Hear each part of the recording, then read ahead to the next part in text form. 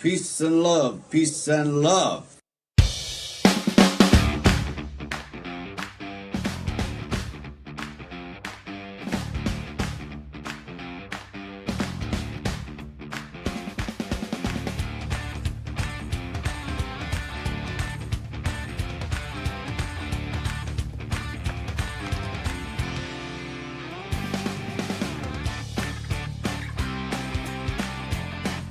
Episode 193 of the show.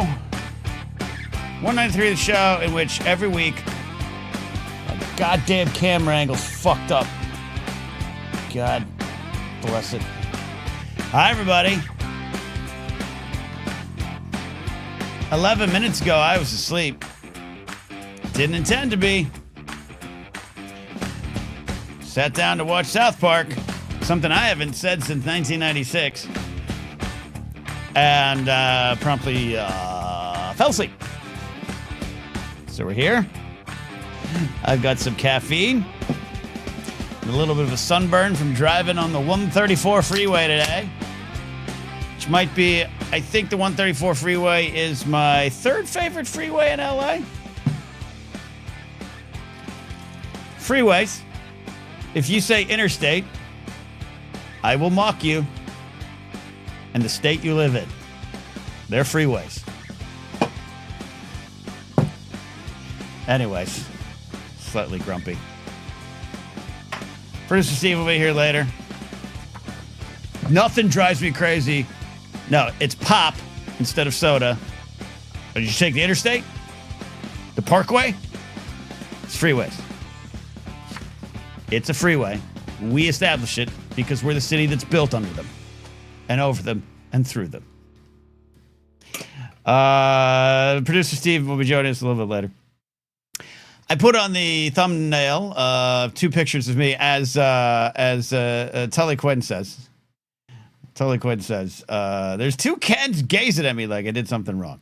That is from, I think it's from the second, they're not the same Comic-Con. I know that much. But it kind of, no, maybe it is the same kind of Comic-Con, tracking the gray of my beard. That is what Comic-Con was to me. If you're on the audio version, just click over the YouTube channel, see the thumbnail. Me holding a collider microphone, getting ready to go into, some a Game of Thrones press event, acting all important.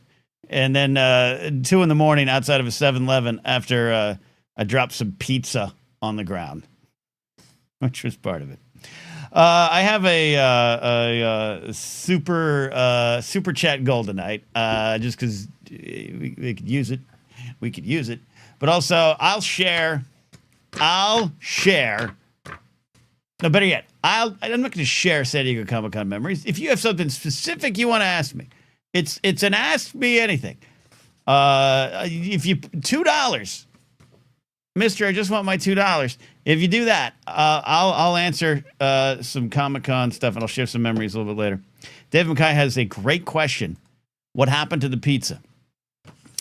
One of the pieces I remember being salvageable.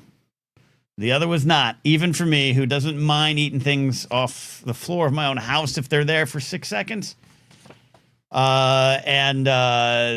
was not good. So Josh and McCougan and I went back into that 7-Eleven. Real question is, where doesn't 7-Eleven rank? It ranks everywhere. So we'll get into that. We'll have some GOT tonight. I'm really excited to talk and clip out the GOT tonight. What ends up being one of my favorite episodes of season 6, Jared's going to be calling in and we'll talk about. It's just rich with themes, but it's all one big theme about how to fight, why you fight, when to fight, actual solutions. It's all through the episode. And in fact, David Benioff, who's like old money, spoiled, privileged little white dude. I don't know much about D.B. Weiss, but Benioff, he comes from money. And he's a little pretentious. And he's the one who said, Game of Thrones doesn't do themes. That's for high school English papers. But in the HBO post-script little episode thing, episode guide, he says, this season's theme. I got you, Benioff. I got you. Steve's going to come on, like I said. We're going to talk about South Park. We're going to talk about some sports stuff. Your calls. I want you to call in tonight with San Diego Comic-Con memories. All right, call in. Have a question. Have a take. I sound like Jim Rome. Have a take. Just check the fish wrap this morning. We're becoming more and more like sports radio. One of the things I didn't want to talk about today, though, is the death of the man known publicly as Hulk Hogan, Terry Bollea. I'm going to start from a positive space. Someone died. That's never fun. There's people that care. There's friends. There's some family left. There are people that are sad today. And I'm okay in acknowledging that. I'm also okay in acknowledging what the character of Hulk Hogan meant to me as a kid. I was a wrestling fan in the 80s, into the 90s. I, by 2001, was in the pro wrestling business, in and around it, for up until 2014. In and around it. Around people like Roddy Piper, around people like Brutus the Barber Beefcake, around people who are around Hogan. I absolutely, it's not even about can I deny it? I'm not going to deny it. At points in my life, cheered for Hulk Hogan. Even when I didn't want to. I was more of a fan of Bret Hart and Shawn Michaels and Davey Boy Smith, Roddy Piper. Tag teams like Demolition. Those are my kind of big 80s stars, the late 80s, WWE stars in the 80s and 90s. So I didn't even like Hogan as much as I got older. But like when he won the title at WrestleMania 9, I cheered when he came back out. We absolutely cheered. Years later, you find a little bit more of the truth of the situation. A little bit later on in your life, you understand how that probably wasn't a good thing. But in 1993, I was cheering. And in the 80s, I was cheering. He is part of the fabric of our society, the character and the man who went by the name Hulk Hogan. So I'm not happy that he's dead. I'm not here to spit on his grave, dance above his grave, or any of that stuff. It's just not my style. But I will say this. The reaction to his death online, the out-and-out celebration, the out-and-out labeling of this man as a liar, a manipulator, a racist, a MAGA supporting Nazi fool, all those things. I watched him with smiles on my faces all through the day, as if I had multiple faces. I watched him with a smile on my face. Because they're all true. They're all true. The man known as Hulk Hogan to me is a lesson in not just how to lose your legacy, because he could have had a legacy. There's one that exists for him. It's not just a lesson in how to lose your legacy. The death of the man known as Hulk Hogan is a lesson in how to not build your life, your career, and your legacy on being completely inauthentic. Everything that he was, and wrestling is as fake as it comes, right? It is not just scripted in the ring, not just predetermined in the ring. It is about branding. It is about character, and he was one of the best. Never gonna disagree with that. He's one of the best. But everything about him was built on lies. Everything about him was built on stepping over and on and through the people around him. Everything about him was inauthentic. He's not just a liar. Oh, he'd love to embellish his stories, but that's wrestling. He'd love to change them. He'd love to say, I was here. I was the bass player there. I was that at that event. There was 200,000 people watching me when I did that. But you know what? Sometimes we all do that. But he himself was inauthentic. And time again, people in the wrestling business for decades told us who he was. Time and time again, more stories came out letting us know who the man called Hulk Hogan really was. And it's a litmus test, especially for those born in that era who grew up watching him. You can have those memories. There's no part of me that's going to erase the memory of being at my friend Joel's house for WrestleMania 9 as we had a toga party. And we cheered, almost to the point of losing our voices and crying with emotion when Hulk Hogan came back out and challenged Yokozuna and Mr. Fuji right there, where they had just defeated Bret Hart over for the WWF title in a scandalous fashion. We were cheering for Hogan. Those memories are still there for me. I'm not purging them. But more and more came out, and it is a litmus test. The life of the man called Hulk Hogan is a litmus test for those of that generation. To have the ability to separate your childhood memories from the realities of who some of these people are and who they continued to be. The man called Hulk Hogan continued to build and live an inauthentic life. His actions hurt careers. His actions hurt people. You'll hear the story that is now sort of wrestling lore, and it's now even political lore. It showed up in this last election cycle. Jesse the Body Ventura in the 80s gathered several wrestlers and pushed to form a union because wrestlers were giving up their lives, their bodies, their careers, everything for the business, for basically one company. And it was time to get these performers together and form a union. Jesse the Body Ventura gathered these people, and he was snuffed out. He was ratted out. He was ratted out by the man called Hulk Hogan. And that's part of wrestling lore, and it became a, ooh, did you know fact. But that act right there led to death.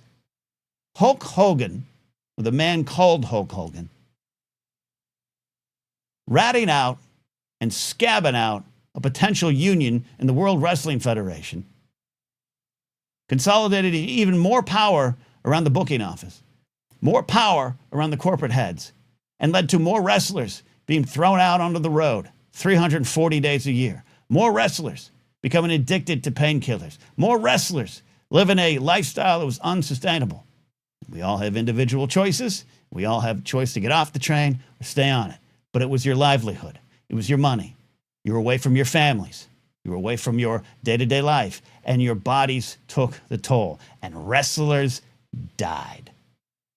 Hulk Hogan snuffing out a potential union in the WWF in the 80s.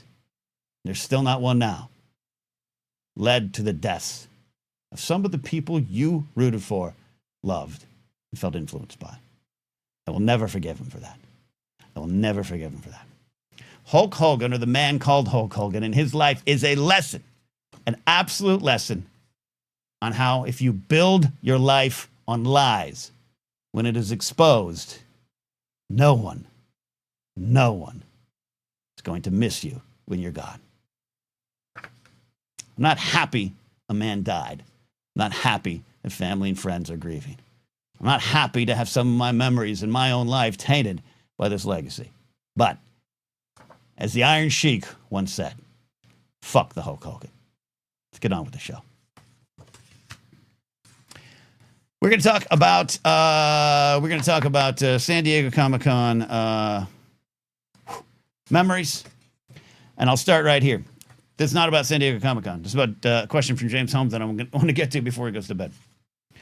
Ever thought about trying the Edinburgh Fringe? I'd travel up there for you if it was free. I know what the Fringe Festival is, and we have some out here. We have some out here. Sometimes they come out. I don't know if it's the same thing, if it's the Fringe Festivals everywhere. But Edinburgh is the one, right? So I want to get. I want to get to Scotland. I want to get to Ireland. All parts. Ireland, the UK part of Ireland, Northern Ireland. David, when am I going to your house? That's what I want to know. I want to get there. But I am Fringe. The Fringe in front of in my mind is mostly sketch, James, and one-act plays and stuff like that. And I don't do that well or do that anymore. But I know they do have some stand-up in it. So maybe one day. I don't know how I do. Can I just go visit? That's what I like to do. When indeed. Yeah, when indeed. David, I want a list. David Kai, I want a list. There has to be Pride today of all the pubs and breakfast spots I need to hit in your town. Don't dox. Don't give your address out. I'd like to know. All right, so that is on the list as well. A lot going on today. I do want to talk. I'll just talk a little bit about South Park now. Laserbolt says Sweet Stein. This is my Game of Thrones Stein. I'm so excited to talk a little Game of Thrones today. Bottom of the hour, we're going to talk Game of Thrones. Jared doesn't know what he started. Jared, the TIE pilot. I watched the episode. I almost took goddamn notes, Jared. Can't wait to get him in here. I, too, like a lot of folks, watched South Park today and was one of those people. I mean, it's been on. When did South Park start? Does anyone have that actual year? To 96? South Park. 1997. Oh, my God. Oh, my God. I was a huge fan of the show when it first launched. I think I still have somewhere a Kenny doll. I mean, my name was being said out on TV every week, and it was amazing to hear, even though I died. Cameron Stewart says it's older than I am. I mean, so is The Simpsons. I was all in. And over the years, I check in and out. I checked in for the infamous Black Friday episodes. My friends Matt and Brittany called me over their house when I was like, "Have you seen the South Park?" And I was like, "I haven't seen any South Park in like 10 years." Okay, but have you seen the South Park that's about security guards in a mall on Black Friday? And I was like, "Does it make fun of us?" And he's like, "No, actually, I think you enjoy it." And I watched it, and it was amazing. Laserbolt has a Kenny Bong. That's the most wonderful Forrest Meats thing I've ever heard, Laserbolt. Please include that in your channel. Laserbolt, like, we're sitting on $1 million idea with Forrest Meats with Laserbolt with the Kenny Bong. So I too watched South Park. I too found myself pulling away from it over the years. Not anything negative. I love the movie. And for years, it was probably the movie was my political identity. So that speech at the end was an Alec Baldwin speech at the end was like, "Oh, that's kind of like me." I do think South Park has somewhat of a negative legacy, not just in terms of simply both sidesism. That's okay. I think we all can be adult enough to know what they're doing. It's satire. And I think it's okay to take wide swings and take swings in every direction. I don't have a problem with that. It's not, if they take a shot at Biden, it doesn't calm down. He is a weird old dude licking ice cream. Just calm down. Calm down. But I do think, without getting too preachy, I do think there is kind of a legacy of the cynicism that can come out of that, especially if you don't understand it, especially if you don't understand that it's satire. The show can influence you in a negative way. But I do think its irreverence comes from mostly a good spot. It comes from a real spot. I definitely think the show over the years is smarter than maybe it would always be considered. Anyways, they're in the news this week for two things. What a 1-2 punch. We have all the stuff with Colbert last week. And again, I acknowledge I'm I'm on a different side, not even different side. I'm a different part of the island on the Colbert thing, where I'm just like, this is it for all of the late night shows. Start packing it up. It's done. And I do think it was losing money.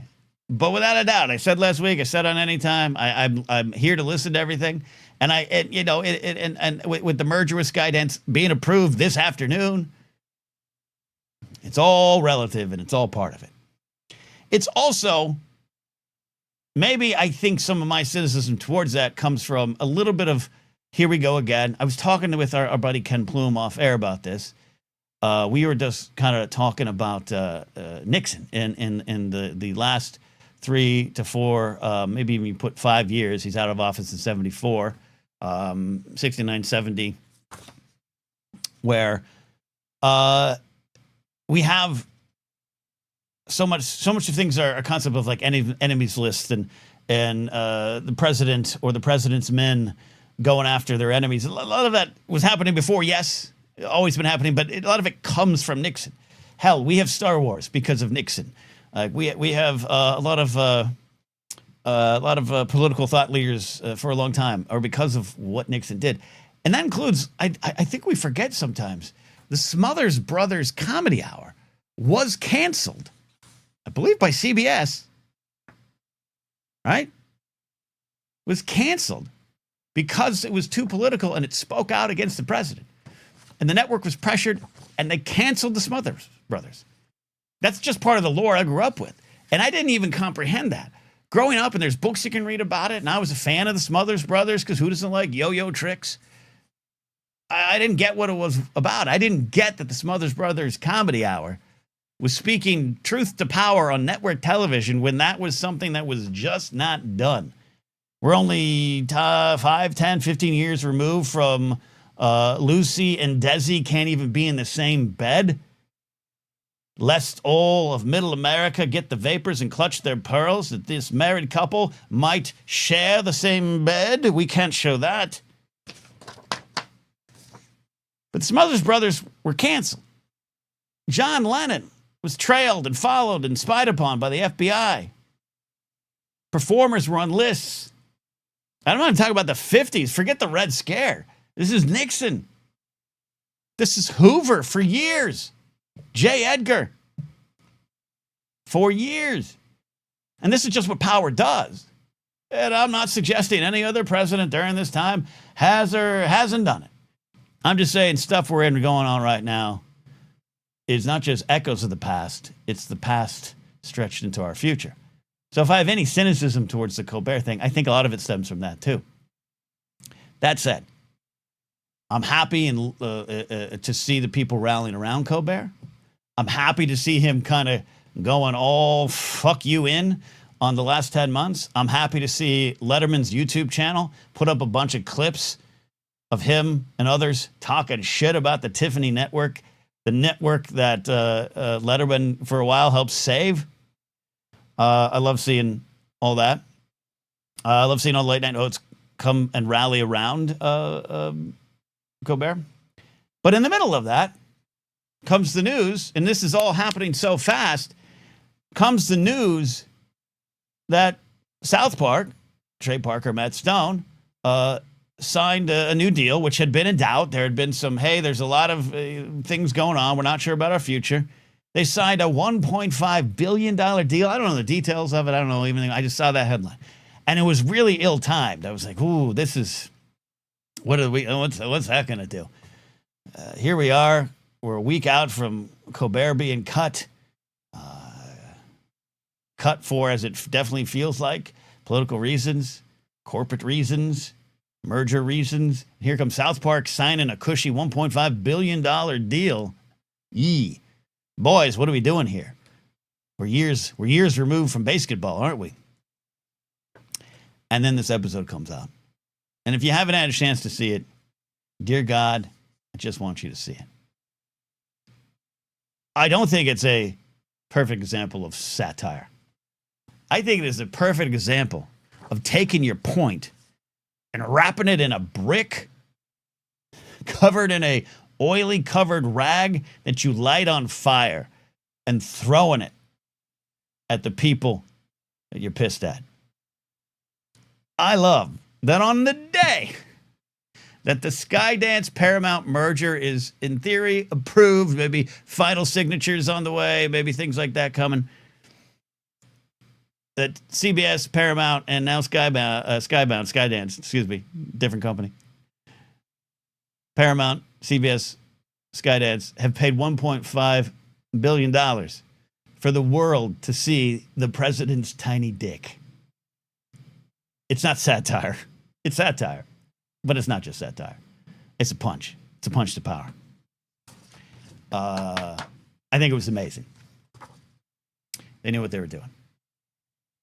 And the whole subplot, throwing things around the studio, the whole subplot of Jesus being forced into schools, Jesus saying, no, this is part of a settlement. Hilarious. Spot on. And important. So there you go. That's my thoughts on that. I think we get to some silly stuff. I think we can get to some Game of Thrones. I think we can get to some calls. I think we can get to some fun. And I'm ready to do it. So the first call. So like I said, I am selling my soul a little bit here today. If you can give a super chat and help out the show and ask a question, I'm here to try to answer. And the first one is this. Kingsport Cal asks, who got the most drunk at SDCC parties? And I'm imagining Kingsport Cal, you were asking about the old schmoes crew. The answer at times might be me. 2014 and 2015, especially that 2015 Comic-Con. Those were the years in which we tied it on. 2013 was my first San Diego Comic-Con. I went with Harloff and Ellis. We all shared hotel room. Those two boys worked really hard. I worked hard for them. We helped Tiffany Smith on a lot of stuff. Had a lot of fun at parties. Happily answer any of the questions there. But it was still more straightforward.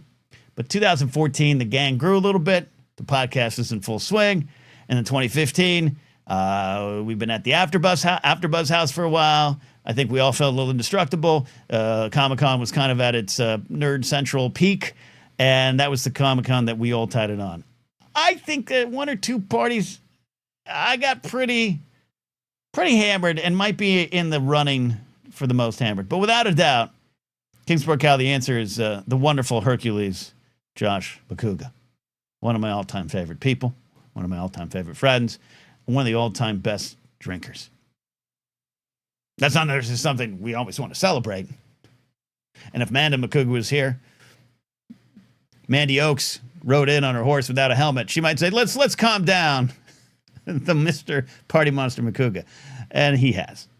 But 2015, I have a faint memory, Kingsport Kyle, and anyone who's interested, of about 6 or 7 of us going in, and I've talked about this, going into a 7-Eleven. There's like 3 main 7-Elevens in the gas lamp district. There is a tiny one that's like almost like a New York one. It's almost like a New York City one. You walk in, your shoulders are almost knocking things off. And then there's one up a little bit later that's bigger, and that's the one I go to most. But then there's one like even more. It's north of the tracks, north of the subway kind of train tracks that come in. And that's the one we went to. And that's the one when you hear me tell the story of me and Tom Dagnino, Bobby Finstock, getting crushed loaded Doritos, which were limited time only and delightful. And it was like 3 a.m. I could barely stand. I was swaying. I just have a memory of about 6 of us, but Tom, Makuga, and I in the middle of the street walking back to our hotel rooms. I don't even remember what I can usually trace every hotel that we stayed at every Comic-Con from 2013 on. I don't even remember where we were that year. But us in the middle of the street, 3 a.m, swaying as we're walking, doing the love you man stuff. I think that was the one in which we both got drunk. But Josh was always the leaders, the leader in the drinkers. All right, we'll get a call from Evan, got a call from Brennan, and then we're going to do Game of Thrones. But I got one more here. I appreciate the super chats. Thank you all. Sean says, best way to wander the floor and attend panels. I think the best way to wander the floor is to just do that, wander the floor. If you can get a couple passes at it, Shawnee, get in there, and this is for any con. Get in there, get a lay of the panel floor, get a lay of the things you want to see. If you're there on a Friday or Saturday, most of Sunday, it's going to be so unbelievably packed you won't believe it. And I've been to New York Comic Con, and New York Comic Con usually has like more people that attend, but the Javits Center, I think, I don't know, handles it better. I don't. It was never as crowded. San Diego Comic Con, there's some points, and I know it's peaked a little bit. I don't know how the attendance numbers are right now. Hall H is almost an afterthought as compared to where it was in these years. But Hall H is a different thing. But walking the panel, the floors, the convention floor, you're shoulder to shoulder, and sometimes Sean, you don't even move. The floor moves you. You just kind of have to go where the people goes. It's a little dangerous. It's not my favorite thing. But if you can get into that, if you can get into those situations, find where you want to go, take a couple laps, and then go hunting to those specific spots. As far as getting into panels, Hall H is its own thing, and each convention does it different, but talking about San Diego Comic-Con, Hall H is its own thing. For years, it was really stressful. It was really stressful. And even for press, even when you had presses, like it was seriously like you would have to get every year for us to kind of get into Hall H as press, because otherwise you're fucked. Otherwise, that's why you hear the horror stories of how we would con JTE, Cody Hall, and Christian Ruvalcaba. This is why they resent us and don't love Comic-Cons. we would like force them to sleep in the Hall H line, and you're in it for days. You're out there camping on a sidewalk, or then if it moves up, maybe a plot of grass. You're out there camping, no bathroom, no, you bring your sleeping bag, maybe pellet. You're out there camping for days in the San Diego humid heat. And it's treacherous. And I wouldn't recommend it to everyone. But then what ended up happening, is we got into the kind of the press court, and you'd get a code word every year. I'm not making this up. You'd get a code. I'm not going to say who gave us the code. There was a person who was an insider, and he gave us a code word, and you'd go to the side gate where the press would enter, and you would give the security. There was one security person who was there like every year for a long time, and you walk up, and you'd say the password, and she let you in. It was bizarre. It was surreal. Hall H is its own thing. As far as other panels, find the 1 or 2 panels that you want to go, and then that's what you do. If the panel starts at 3, you need to be prepared to get there at 1. I've seen many people turned away from panels. I have friends everywhere. Laserbolt had a question. I want to answer pretty quick. Whatever happened to Finstock? He's good. I saw him at Mark Riley's 50th birthday party not too long ago, and he started his own kind of business servicing productions in LA with like radios and stuff. And he's doing good. He cares less about broadcasting or streaming or anything like that. He's not worried about that anymore. And he is still Tom. He's a little muted. He's a little quieter these days, but he's still Finstock. He's always going to be Tom, and I love Tom, and I miss Tom. Tully asks this, did SDCC ever give you a don't meet your heroes moment? That's a great question. And I got to be honest with you, Tully, I think I've been pretty lucky. I've never had a oof kind of moment. And you're at some of these parties where you know, especially 2014, 2015. Yeah, like in 2013. I told her, I'll just recount it here, but like the first like party I went to was at a restaurant. We went under and went down some stairs into this party area. And the elevator opened, George R. R. Martin walks out, and then we run up to the Petco parties, which were the Nerd HQ parties. And I'm taken to the VIB section, and the first people I meet are was it Luke Evans? Was he from the Hobbit films, right? Luke Evans, Orlando Bloom, Kit Harington, and Richard Madden, and Rose Leslie. And they knew a mutual friend of the Schmoes, a guy named Naveed. They knew him, and he was kind of like, "Hey, this is Christian and Mark and Ked," and I'm shaking hands with, shaking hands with Kit Harington, John Stark, Rob Stark, like the whole bunch. It was surreal, and I got to be honest, like never had any kind of those problems. I've heard of stories. I've been around drama, but I've been blessed in every encounter. I think it was more the coworkers that over the years might have been don't meet your coworkers. Yeah, no, even at Screen Junkies Central in 2016, everyone that came through, pretty good.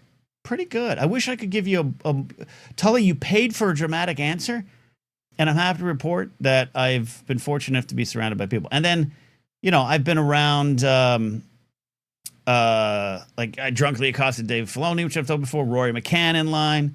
I met M. Night Shyamalan. He was in line behind us at one of the parties, and we chatted with him. He was delightful.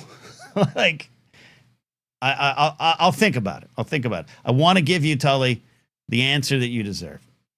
Kingsport Cal says, yes, the Wangers still talk about that from time to time. Yeah, because they're rightfully bitter. This is how bad it was. Tully says, no drama is good. Good, I feel okay. This is how bad it was. I think it was Christian Ruvacaba, and JTE sleeping on the sidewalk. And I remember the second day I'm in the hotel room with Mark Riley. Mark Riley's working schmoesno.com, just I'm helping load video or whatever I'm doing. And there's a knock on our hotel room door, open up, and it's JT standing there like this, and he walks in. We're like, hey, buddy, how you doing? He's like, hey, can I have one of your pillows? And we're like, yeah, take it. He's like, okay, thanks. Okay. And then he leaves. And then that was my memory of it. So they were sleeping on the sidewalk, and one of the nights was the big Nerd HQ party, the ones I'm talking about, up in Petco in the baseball stadium on like the third level. And they can see the party while they're sleeping in dirt and refuse on the sidewalk, and they can see us partying, and then we're posting pictures on Instagram, and they're seeing it. Resentment was gonna build. Resentment was gonna build. Absolutely. I've told my story of the Jamie Lee Curtis encounter in my hotel elevator. That was delightful. It was the year I was in one of the hotels we stayed at ended up being the Game of Thrones hotel. Like all the cast was there. So Maisie Williams, Sophie Turner, Liam Cunningham, Conleth Hill. Who else was there? Alfie Allen was there. I don't think Lena Headey was there that year or Dinklage, but that was their hotel. And so every time you were in the lobby, like I saw Conleth Hill a lot of times, I'd see Alfie Allen and Liam Cunningham out on the sidewalk just smoking cigarettes, just doing their thing. And they were nice. Didn't have too many interactions with them. But that was the year I came down the elevator with Jamie Lee Curtis and had my own personal famous interaction where she had a dress on and dress shoes in her hand. And we were going down to the lobby before, and I just kind of look at her, and she looks at me, and she goes, yeah, I know, I'm carrying my shoes. I go, hey, no, I get it. Beauty is pain. I get it. Beauty is pain. And she just looks at me, straight face, and just goes, fuck you. And I jump back, and she goes, I'm kidding. You're great, but fuck you. And I go, you're so right. You're so right. You're so right. She's like, look, I don't care. My kitchen floor is dirtier than this hotel floor. I don't care. These shoes, I'm going to put these shoes on later. And it was great. And she laughed, and she was wonderful. And it was one of my favorite things. I tell that story a lot because it's a good encounter. And there you go, Tully. No drama's good. All right, we got a lot of calls getting in to here, but sorry, Jared, GOT slightly delayed. Okay, slightly delayed. Joining the show here now is our buddy, the man who keeps the show on line. It's producer Steve. How's you doing? I can't talk. We're still here, Ken. I'm glad we're still here. The world is still here. I'm not a whole lot keen on a lot of the stuff that happened in the world today. I was very busy today, but we're all here. We all seem to still be here. I saw some stuff. I've got some notes on the day, but I'm sorry I missed the first 38 minutes of today. I hope you've had fun. I hope everyone's doing well. Thank you as always for having me. I gave my thoughts on the death of the man called Hulk Hogan, and it was. I think the Iron Sheik was the one who said it best, so we echoed that. Okay. You're not as familiar with the wrestling world, right? Obviously, no. The man called Hogan is a pop culture fixture. So you had no skin in this game, I'm assuming. Oh, no. I mean, I had skin in the game in just that I recognize that Hulk Hogan bad. I'm there. Like, I get that. I'm at least educated in that regard. To be fair, I mean, I don't want to be all like that guy, but I thought he was lame when I was a kid. I was like, yeah, it's like he was just too. I don't know. He was just like, wasn't my. I liked Undertaker and Kane and Stone Cold Steve Austin. I thought Hulk Hogan was cheesy, but I was of a different generation. And who would have thought of those four people that you named that Stone Cold Steve Austin would be the most progressive? Kind of. Like, I will take Stone Cold Steve Austin, who goes and who has done bad things. Like, here's the thing. You're going to do bad things. And people like this at a high level, they have to put their bodies, their lives. When I say lives on the line, sometimes I literally mean lives, but like their existences. And I've talked about here. I believe sometimes if you have something you want to be good at, little things like family picnics and nice Christmases aren't what you get. Stone Cold was one of those guys. But a lot of bad things in his past. And I did a little documentary series on him for Wondery called Sports Wars. I don't know if I don't talk about it much, but I wrote the series called The Rock versus Steve Austin, a little documentary podcast series. He's done some bad things, but I think Steve Austin has changed a bit. And I think he's grown a bit. Roddy Piper did a lot of bad things and had a lot of regret for it and a lot of regrets for who he was. And in the last years of his life, in which I was around him at times, he went out of his way to give back a little bit, right? These other fuckers continue to ruin their legacies. It's amazing. I know John Cena was Mr. Make-A-Wish, right? He's done all sorts of like great things. So I know some of like the newer guys are into that. I know The Rock is like everywhere, but yeah, no, like I said, we've talked before. My wrestling knowledge ended at about 2000, 2001 or so. And I was even post kind of the peak of Hogan. I was really just like that late 90s window. So well, yeah, you were post the Hogan boom. Yeah. Right. Absolutely. Other people. Jared asks, is Sting a good person? He's a good person. He doesn't. His reputation's a lot better. He's probably a little too Christian for me. I don't want to check his voting record based on what he thinks God wants him to do. But I think his reputation is a lot better and has earned it. Has earned his place. All right. What else is on your mind? It's catch up with Steve. I talked about South Park too. So. Oh, you did? You already talked about South Park? Okay. Yeah, but you watch it. No, go into it. I want to hear your takes on it. Oh, please. No, so you watched it, right? You had a chance to watch the episode? I fell asleep. I almost didn't make this show. I literally, I watched it, finished it, and then promptly sent a message to my friend who did the PSA. My friend that's his work. Okay. So I sent a message to him, and you did the Lord's work. But then I fell asleep. So anyways, your thoughts? I loved it. Again, this is without knowing your opinions on it. I'm coming into this blind. You might hate it. I don't know. I'll tell you, Steve. I loved it. I have the same kind of history you have with South Park. Okay. You sent me that message where I think you can blame them for some things. Some of it maybe gets attached to them that's not earned. But yes, I'm up and down with them. But this was a win. Yes, I historically love South Park. South Park was the cartoon of my childhood, but it wasn't aimed at kids, right? Like I had an older brother, 7 years older than me, so he was right in that perfect sweet spot for South Park. I played Doom before I should have Ken. I watched Air Force One before I should have, and I watched South Park before I should have. And South Park was the one that hit the heart. That's the thing that stayed with me the most. I still love watching South Park. I'll be the first to admit, like, the newer stuff obviously is not what it used to be for all sorts of different reasons. It doesn't mean it's bad. It's just a different show than it used to be. I think those guys have grown a lot. They'll tell you that, I think, too, that their sensibilities and humor and stuff has evolved a bit. Yeah. But I love early South Park. I think it's just absolutely hilarious. Same. But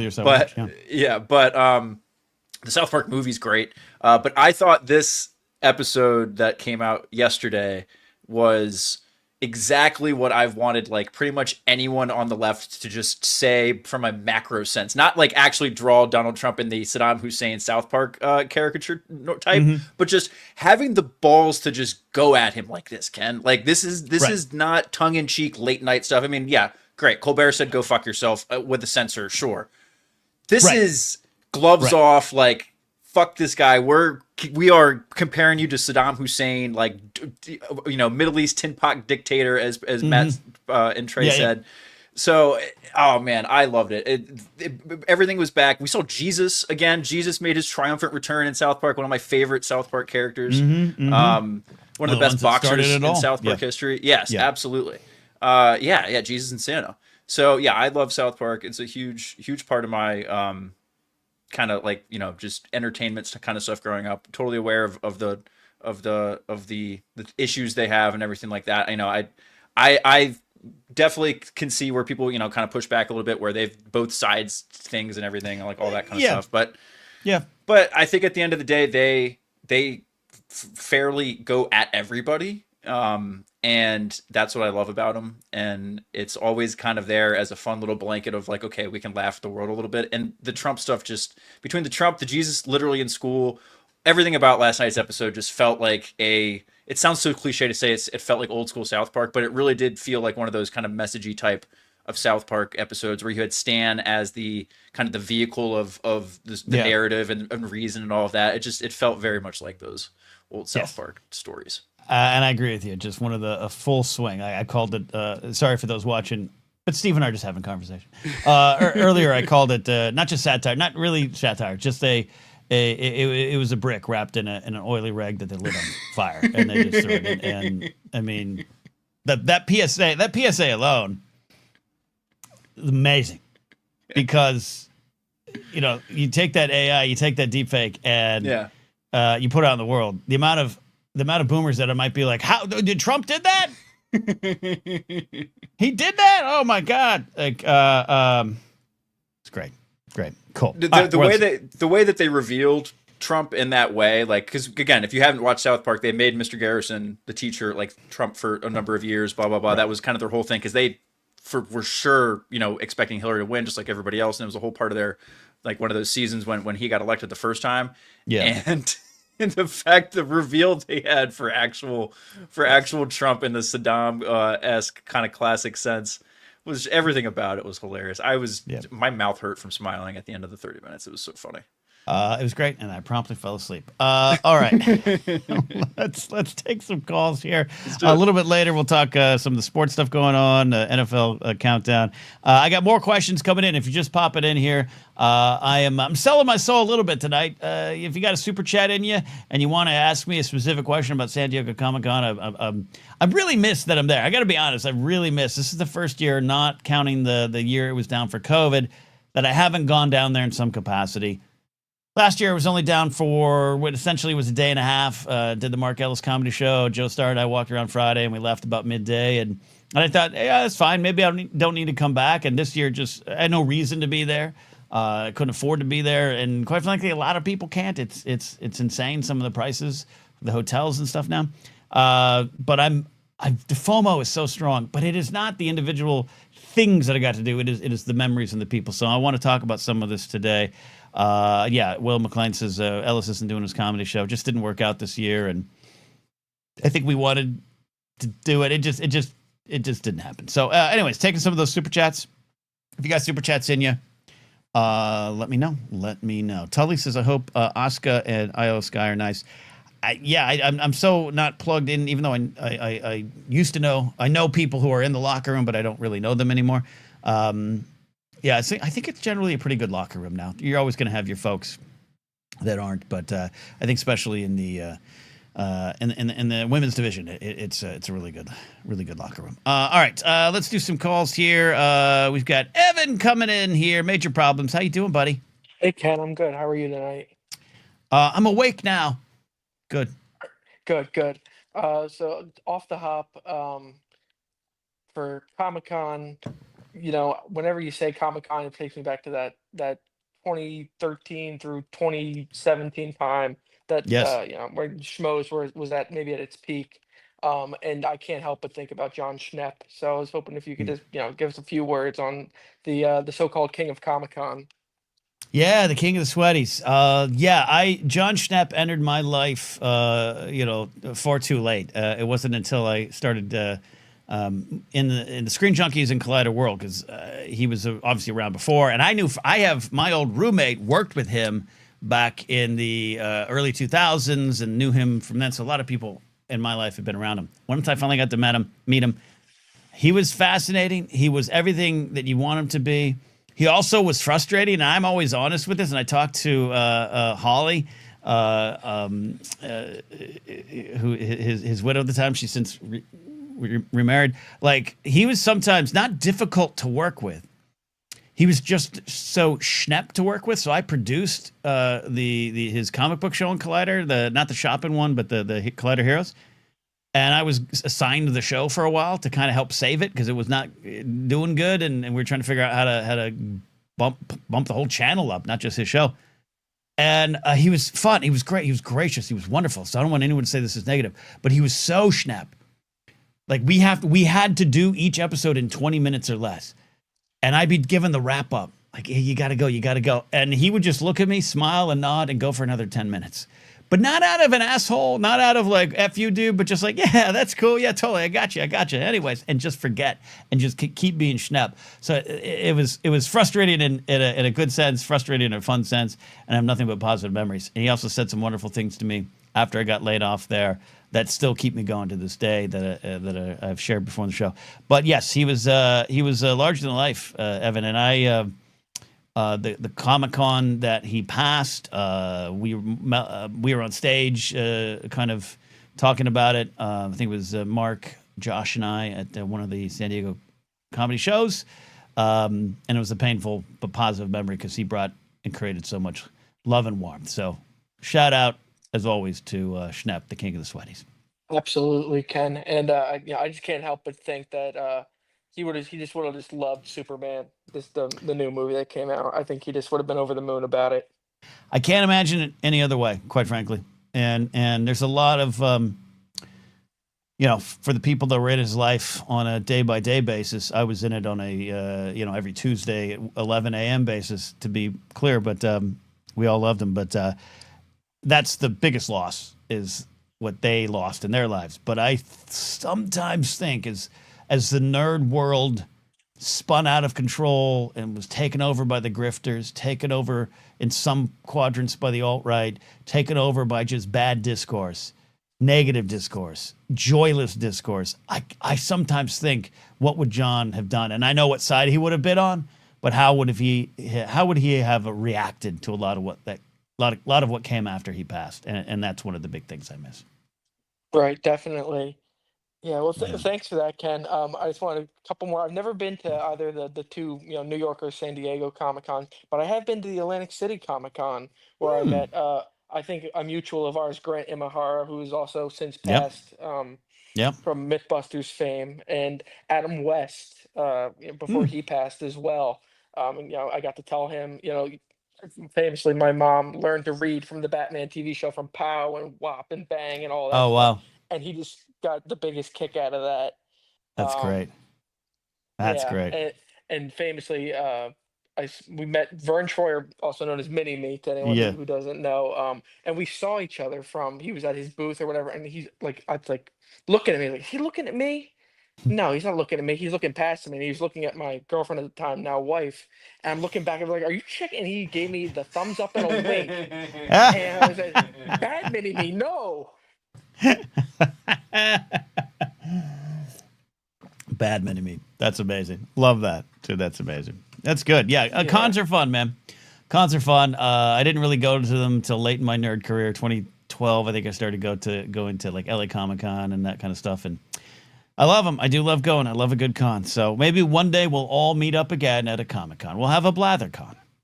The BlatherCon 2026. Let's do it. Maybe at Sizzler, if there's any of them left. Yeah, we'll take some forest meats out from Sizzler. That'll be it. Thanks, Evan, Ken. Thanks for calling in, buddy.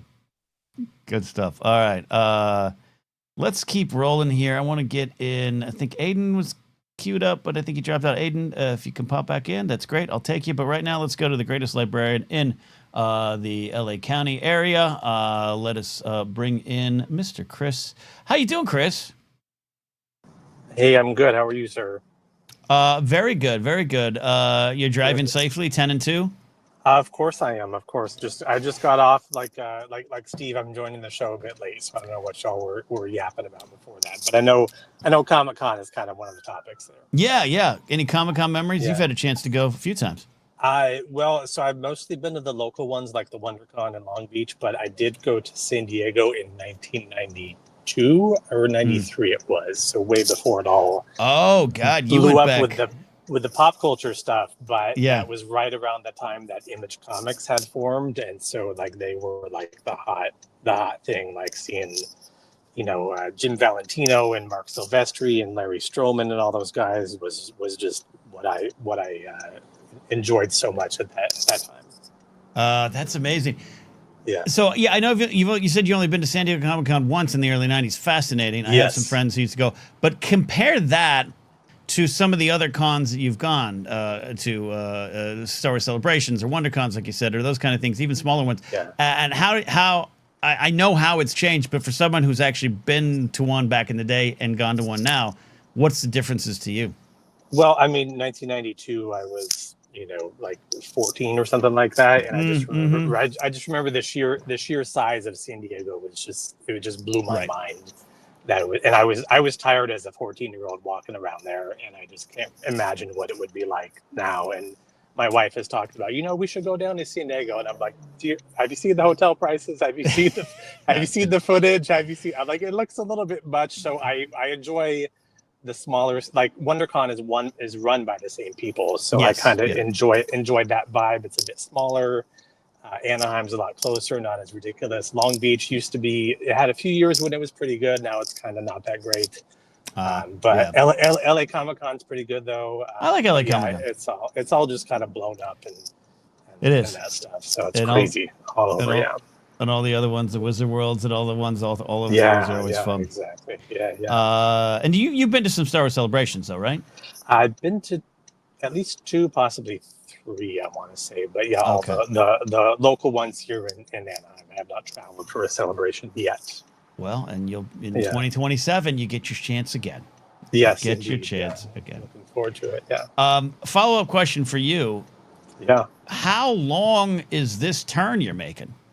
Oh, I just pulled over to the side of the road so I can focus. Hey, Steve. By the way. No. I'm like, man, you must be in the longest left turn lane I've ever been to. I pulled over. I put my hazards on. That way I'm out of everybody's way. Nobody's gonna bother me. Are you on the freeway? Are you on the freeway? Technically, I am on the freeway. Yes. Wow, Steve, he pulled off on the freeway to call us. It's all safe. It's the 118. It's not that crazy right now. The 118, which is my first, guys. Yep, the 118 is my second favorite freeway in LA. What's your first favorite? 210, the 210 freeway. 210's pretty strong, yes. Because until you get to the Inland Empire, till you get past Pasadena, or actually more, out to Monrovia and everything. It is a smooth sailing freeway. It's the fastest freeway in LA. 118's one I've been on the freeway the most in my life. 134, because I just like it. It takes you to good, happy spots. And then I go 170, and then maybe I'll say the 5 at parts. But the 5's also the worst freeway. It's a weird thing. It's like Beckett Baseball Card Monthly, where they'd rank Frank Thomas #1 on the hot list and 5 on the cold list. Yes. That's the 5 freeway for me. Yeah, that's true. Very true. There you go. All right. Be safe, okay? I will, absolutely, yes. Okay. And just one last thing. For your viewers that are not signed up for your Patreon, I just want to shout out the old comedy of videos you've been posting with a commentary. Like I texted you, I just finished watching those. If you like, SNL and kind of sketch comedy and getting into like the thinking process and the behind the scenes, I had a lot of fun watching those videos. So if you're not Patreon subscribers, absolutely worth signing up for that. Just those videos. I appreciate you saying that. I'm bad at selling things for myself. That's what I'm here for. Thank you. I appreciate it. But no, a lot of work went into it. I'm proud of them. So proud of the work I did in 2002 and proud of the work I did now. So thank you for watching, buddy. Fantastic. All right. I'll get back on the freeway. All right. Chris Kiefer driving at 10 and 2, getting on out there. Brandon Hadd is here. We got to get Brandon back on the show here too soon. KenCon. When is KenCon? I don't know. We wanted Afternoons Con. They actually kind of had Wangers Con, but it was different. Wanger. Here's how WangerCon worked. Did you attend WangerCon, Steve? No, I did not. Okay. Unfortunately. You don't like the Wangers? Is that what it is? Is that what I'm hearing? Kidding. Whoa, jeez. Yeah, I'm subscribed. I enjoy. Now I elevated that. I elevated that quickly. Their listeners got together, and by the way, I'm not saying this to suggest that this is what needs to happen here. The Wanger audience got together in the Discord, chose a time in Las Vegas, and all decided to go and call it WangerCon. And the Wangers were like, "Oh fuck, I guess we got to go now." and they did go. I almost attended, but it was a good time. It's awesome. So Will McLean's right. We're still waiting on the Afternoons Con, which was going to happen in Pittsburgh, and that was serious enough to where we were figuring out how we could do it. Makuga, his uncle had a bar that was going to kind of be the home base. We're going to do a comedy show, maybe get a band. And we actually thought about it, and then life just took everything in different directions. So we're going to co-op. We're going to co-op Celebration in 27 in Los Angeles, Ken. That's a good idea. That's what we're going to take advantage of that. We'll just rent out like a Motel 6 somewhere off the side of the road. Just get like a sad ballroom. There you go. All right, I got some questions. I got a call from Brennan, and then we are going to do GOT because I actually really wanted to talk about it today, so I'm not pushing it. I'm not here Saturday. Sorry, folks, I am not here Saturday. Check the Blathering backstage if Steve's going to do anything, and subscribe to Blathering backstage because I have some ideas of things I want to do on there too, and actually make it pay off the backstage title. Also, before I continue here. I've been kind of remiss in my duties of supporting people that I love out there in the world and who I think need a light shined on the wonderful things they do. So I want to shout out a few here if you all allow me. First up, my buddy Brandon McClure's got a great Substack that has got entertainment news and opinions. It's a wonderful, quick read. Like, it's a good wake up in the morning, read the Substack kind of thing. I really love his opinions and his work and his passion for what he loves in the entertainment and pop culture world. So if you are on Substack, follow Brandon at Bitchin' About Nothing, btmcclure.substack.com. He's down there right now in Comic-Con. So if any of you are listening to me in San Diego, go to Aaron Alexievich's booth, which I'm actually going to get up. I've been trying to highlight it on Blue Sky. He actually is selling his arts and his prints and all that stuff down there in San Diego. He is the man behind... He's the man behind a lot of great characters in the show Invader Zim. He is down at here it is. He is at table G03. So if you're in San Diego, listening or watching it now, go visit my friend Aaron. But he's got a great graphic novel. I keep recommending Shock City. Got to get some more of his work to promote. But check out Aaron Alexievich's work. And as always, our buddy Adam Knight, and he's sometimes here in chat. He has a great series of books. This is the first one, Cowboy Ending, book one of his Overdrive series. Adam's one of our favorites here. We're going to get him back on the show. I want you to support his work as well. And happy to announce new music from our buddy Matty Gunner and his band Mourner. That's right. EP Truth is out now wherever you get your music. Check it out, or just follow him at Mourner Band. We love Matty hanging out there over the UK and sometimes hanging out over here. So go ahead and support him through listening to his music as well there. So that is that. Steve, how many cons have you been? I've only been to Star Wars Celebration. I've never been to San Diego Comic-Con. DC doesn't have, DC doesn't have a Comic-Con like New York or San Diego. They have what's called Awesome Con, which is kind of like it's gotten some decent names before. It's gotten bigger over the last few years. I've gone to an event that was like outside of that, but not the actual con. But other than that, no, Star Wars Celebration is the biggest thing I've been to. And that's a big one. That's a good one. That is, if I could only go, to one the rest of my existence, that'd be the one I'd go. So much fun. That was one of the best weekends ever, was that 2019 Star Wars Celebration for us. We had a lot of fun. Especially when you met me. And a memory I cherish deep. Good time. Oh, yeah. No, I'm sure, Ken. Yeah, so much that I had to provide proof that it happened. Yeah. Who are you? This is me with you. Don't remember. I got a couple questions that I would get into. Some more calls here. Ryan. Hey, Ryan. Thanks for checking in. As always, we love having you here in chat. Advice with posing for photos with celebrities. If it is if it's the pay ones, which can be fun. I've never done those, but I have some friends have done it. Celebration 2022. Joseph got one with Ian McDiarmid, and it was a great moment. And I think Joseph had a great approach to that. So if you're paying, and it's often good money. It's why they do it. I won't say, but I know for a fact one superhero-related celebrity went to one con that I was working for another company. I know I'm being vague here. He walked away with over $600,000 that weekend.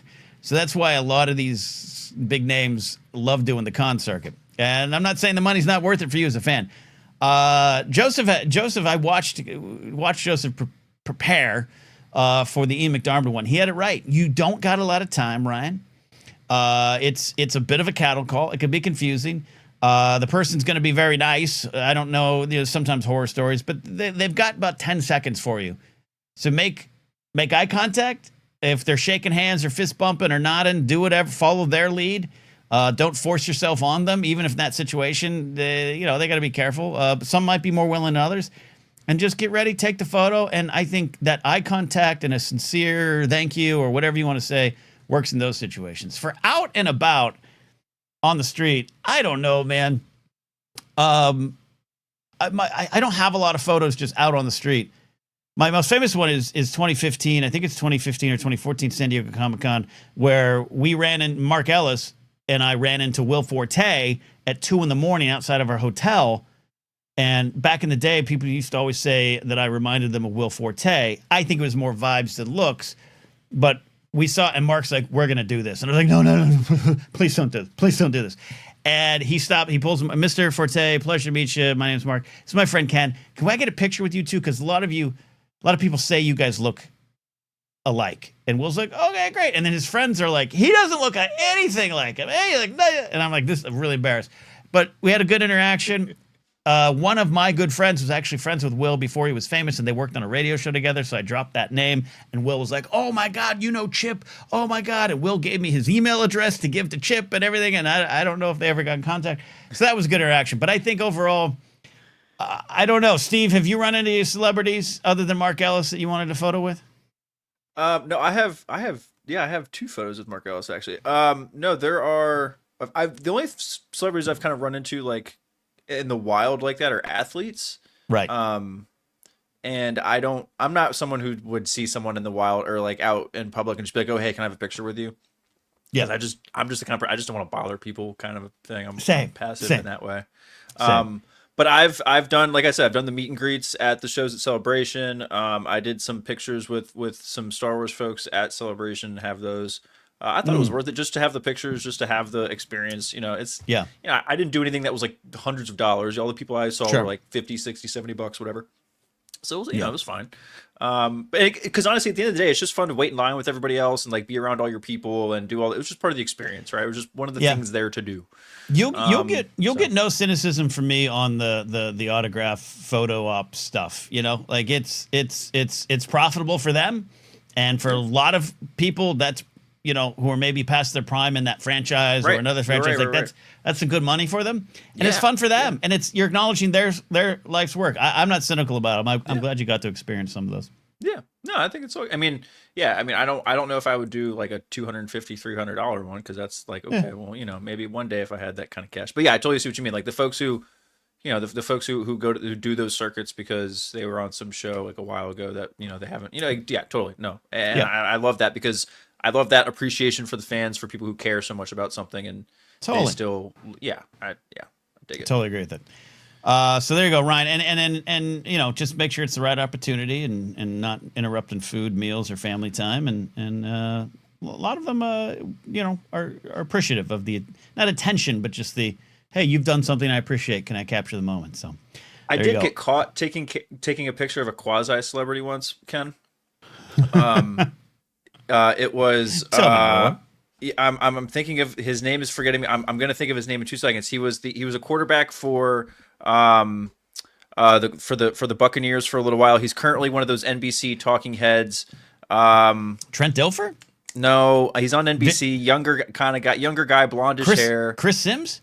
Sims, that's it. Yep, Chris Sims. Phil's son? Phil's kid? Phil's son. Phil's boy. Yeah, that's it. Chris Sims. Thank you, Ken. I'm glad we get that. I'm so glad we did that quick. I was really worried I was going to be floundering like a fish there. Vinny Testaverde.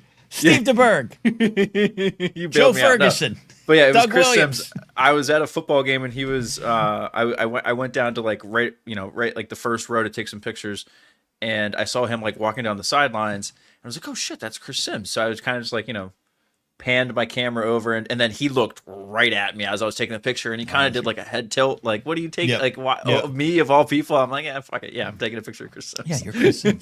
So I just said to my boys, like, hey, look, it's Chris Sims. They're like, he does not look happy you're taking that picture. Love that. Love that. Laserbolt says, anything not at San Diego Comic-Con that you wish was there? A quiet place. Like, not a promotion for the film series. Like, a quiet place. And I do think other conventions are starting to do this, and maybe San Diego has it now, but some conventions have, like, I'll call them safe rooms, Steve, but they're, it sounds too cynical, but they're like just not meditation, but just like if you need to kind of go and just be, you can gather your senses. Because some of these cons, and San Diego is one of them, if you're on that floor, like I'm saying, the sound is deafening. And the people around you, there's times, again, you're not moving. You are literally shoulder to shoulder, and the con is taking you a direction. You kind of get discombobulated. You kind of get disoriented. It's a lot. Like you'll come out of the floor kind of like sweaty and stinky, and it's everything. So I kind of appreciate that.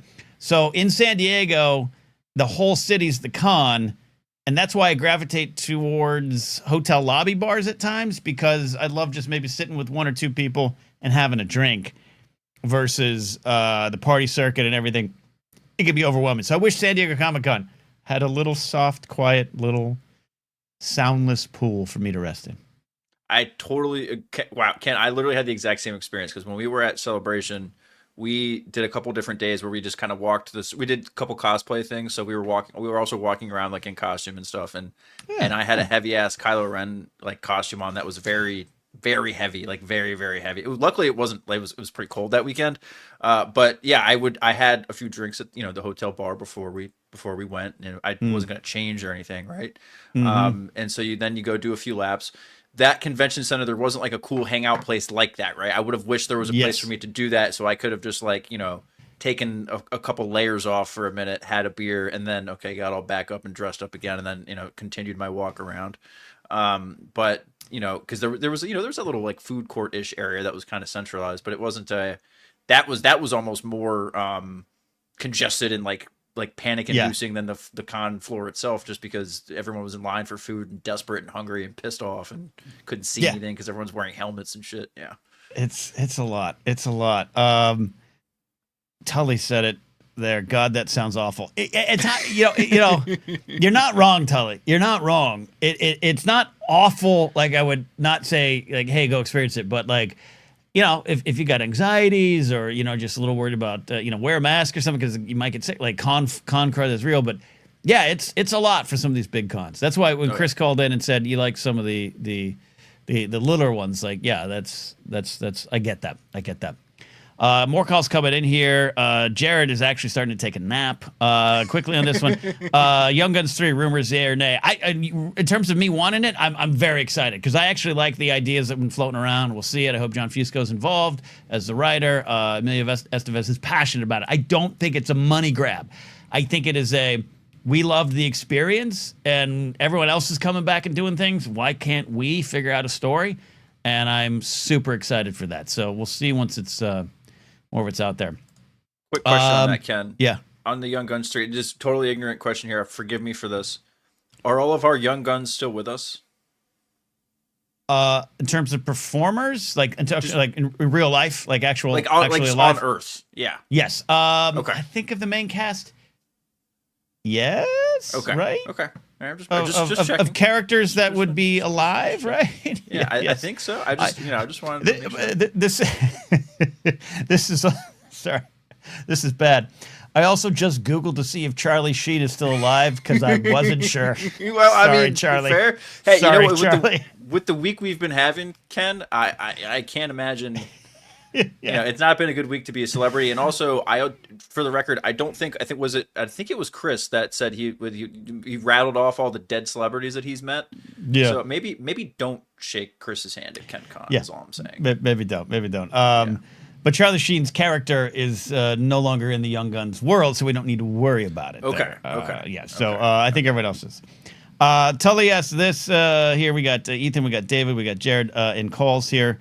Calling in. I'm talking Comic-Con memories, and if you got I'll answer all of them. I got one that's a non-super chat, but if you got a super chat for me to answer a very specific question, I will answer. Tully says 7-Eleven for the first time. What's an essential buy? Tully, I'm so happy for you.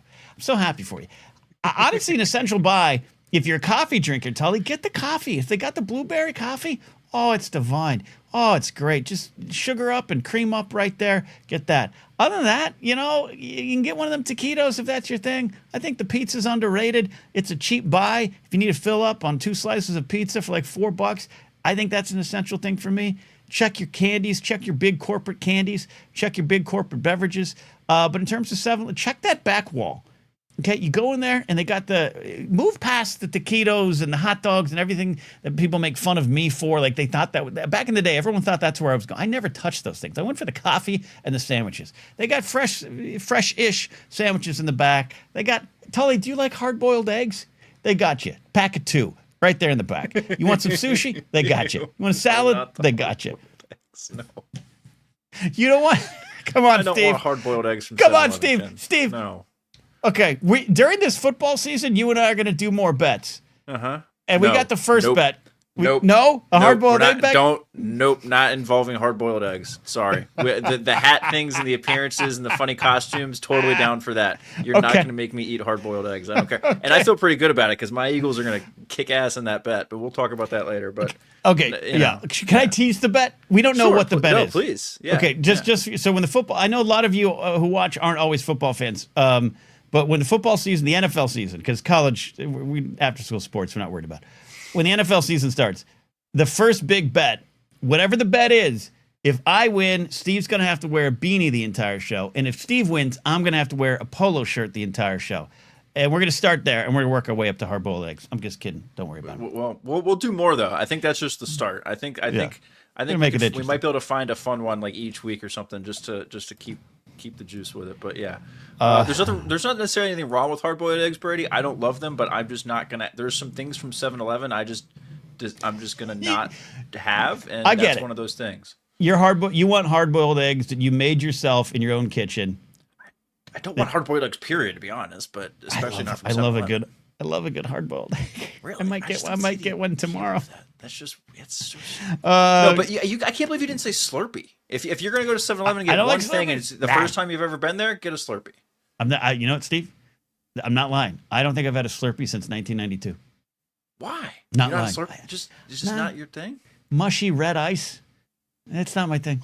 But it's mushy red sugar, Ken. That's what it is. That's true. I'm not yucking your yum, Steve. If you want to tell you and I ride into when you finally visit Burbank, Steve, we're gonna have the most glorious trip to a 7-Eleven. Oh my God, you visit Burbank.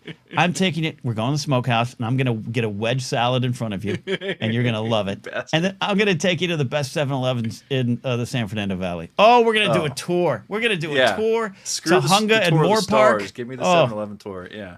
The Tahunga Moore Park 7-Eleven is divine. Claudia says, "Hey, Claudia, just looking at old SDCC photos myself. Yeah, the reason I'm kind of talking about it, I said at the top of the show and all through the show, I really am sad I'm not there this year. I actually am. I didn't think I would be. I am. And I the last few nights, and Ken Plume and I were sharing stories. We did before Ken and I knew each other, Steve. We were at the same party, and we have like pictures of like the different angles of the party." Like we were at the same party, but like different sides. So we were sharing memories, and I was up till 3 a.m. one night, just scrolling through my phone, just looking at all the memories there. So it's the people.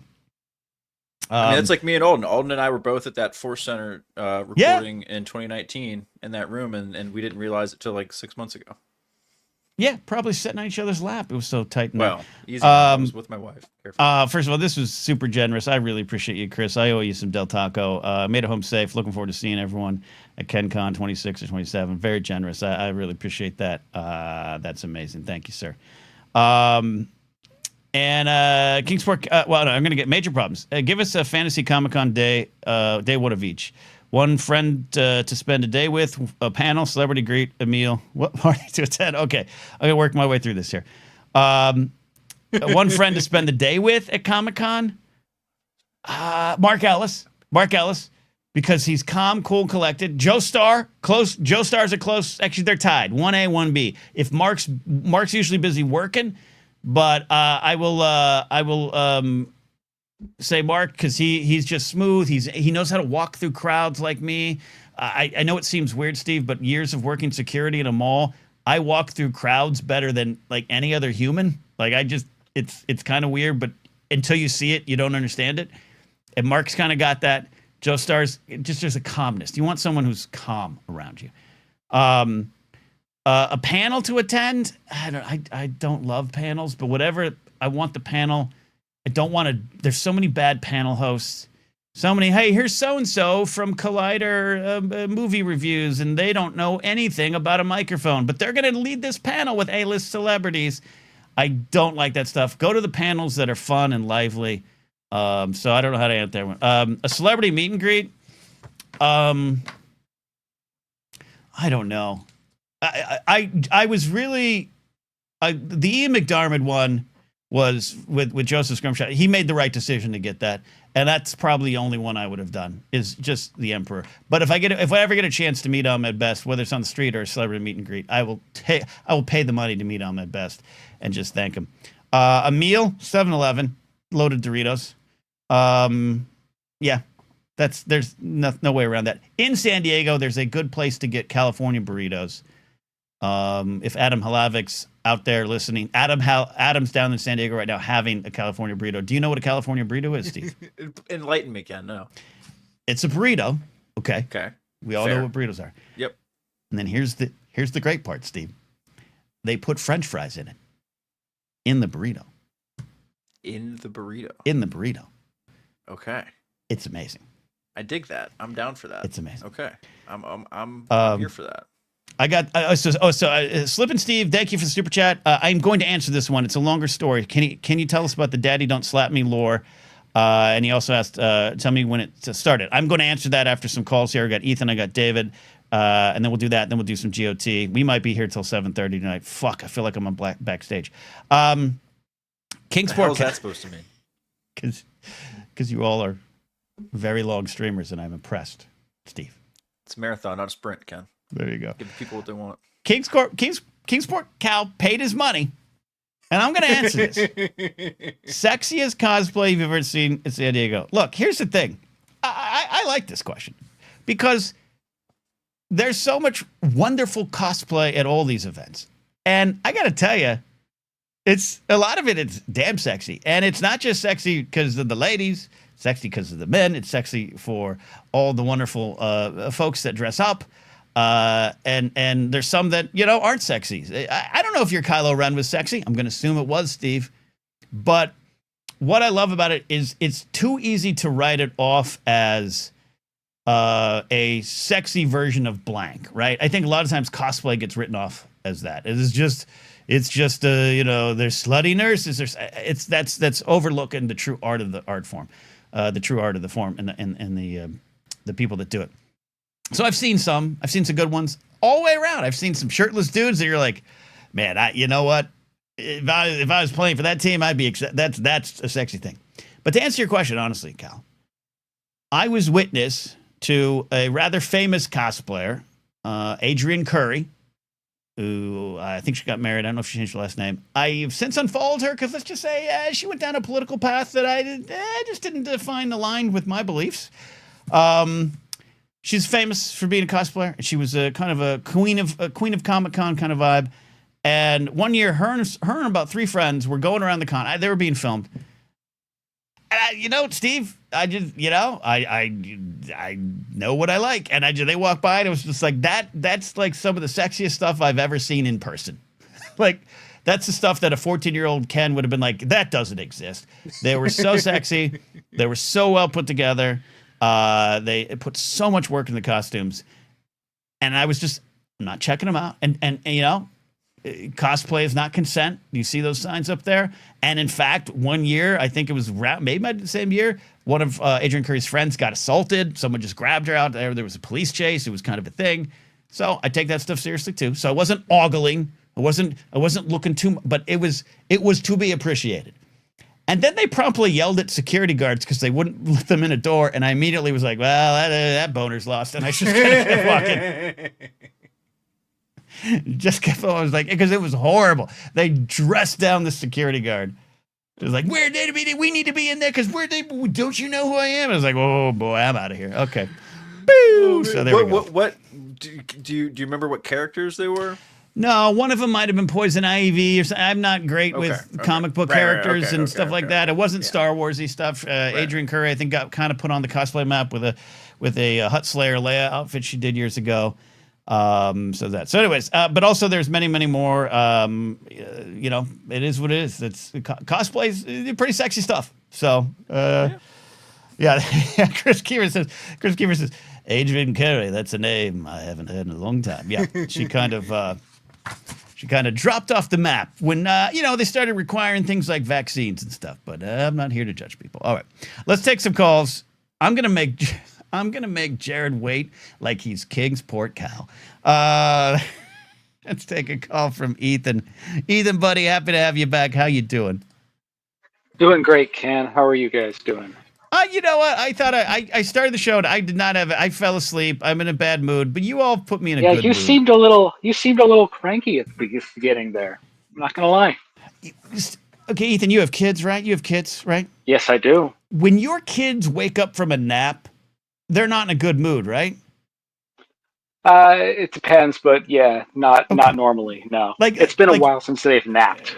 Okay, not for me. Not as a 50-year-old man, nearly 50. But that's it. Isn't it weird how you go through a period of time between you're a kid and when you're like an adult where you don't nap, and then all of a sudden naps awesome again? Oh God, yeah, that's why Mark Ellis and I are best friends. Yeah, so I didn't plan for my nap today, Ethan, and so that was part of it. I woke up at like 4:51, and I wanted to prep more for the show, and I was just in a bad spot, and it does drive me crazy. They're freeways, and people call me other things. I get upset. It's a lot, Ethan, but I'm here with you. What's your question? Okay. Well, I had two things. First off, I wanted to ask you and Steve something about. So I listened to the Monday show after the fact. I was busy that evening, Okay. and you guys were talking about wings and wing eating technique. Ooh. And I'm confused, Ken. You guys are talking about eating flats and trying to get that meat out from between the two bones. Yeah. And you guys are talking about like using your tongue in ways that I don't. Why are you not splitting the bone?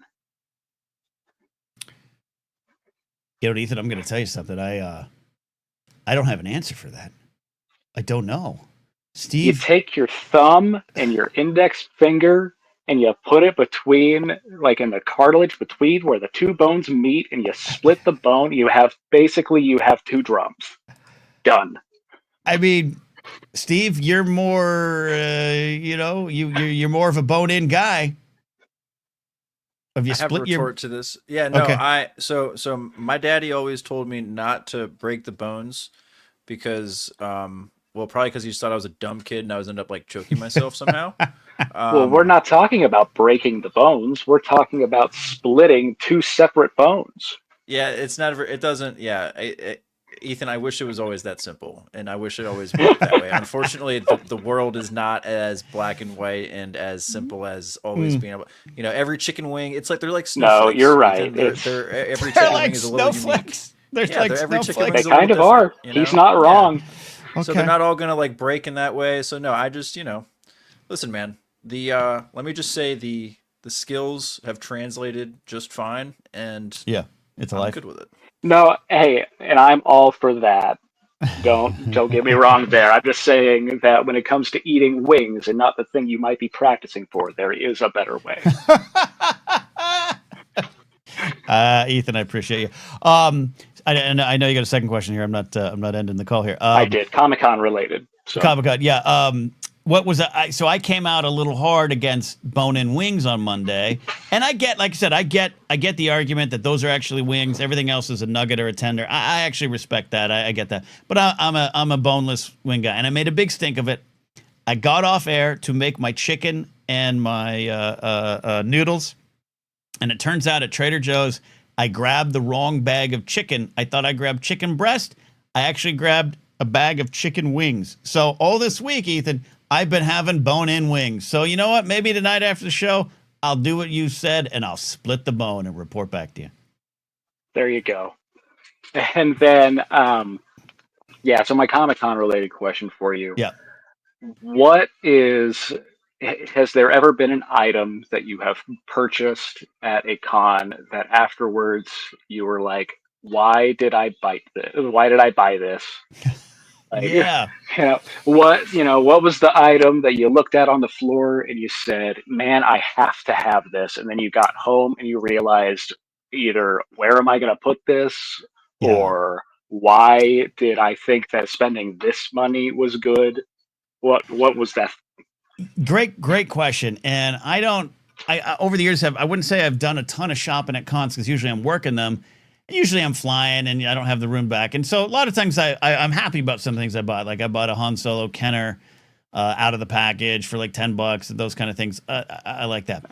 I wouldn't say I regretted it right away, but in Wizard World Las Vegas, Joseph and I went out there in like 2016, I think it was, for a Force Center panel, and I hit the floor, and I absolutely, as you described, Ethan, had to buy the Rancor Funko Pop set. And it was a great set. It was a great set. And it had Luke, and I think it had Ula, maybe a Gamorrean guard, and the Rancor, which was great. And Joseph took a picture of me buying it because I was all happy.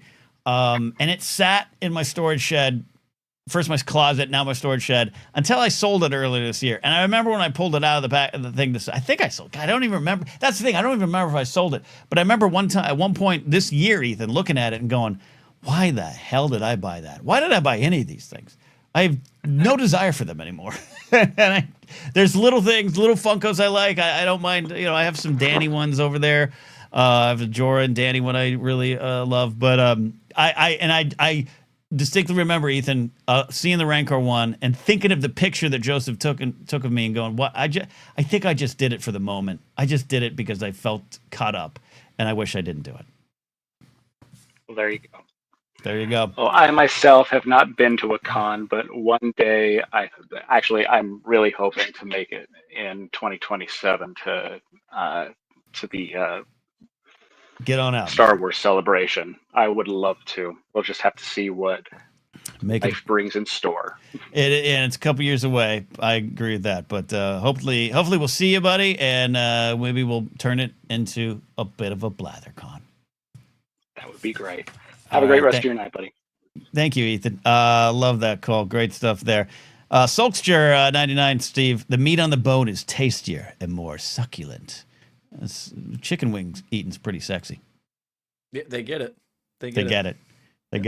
Laserball says, I just got back from Fantastic Four and have no idea what I'm going to do with this massive Galactus popcorn bucket.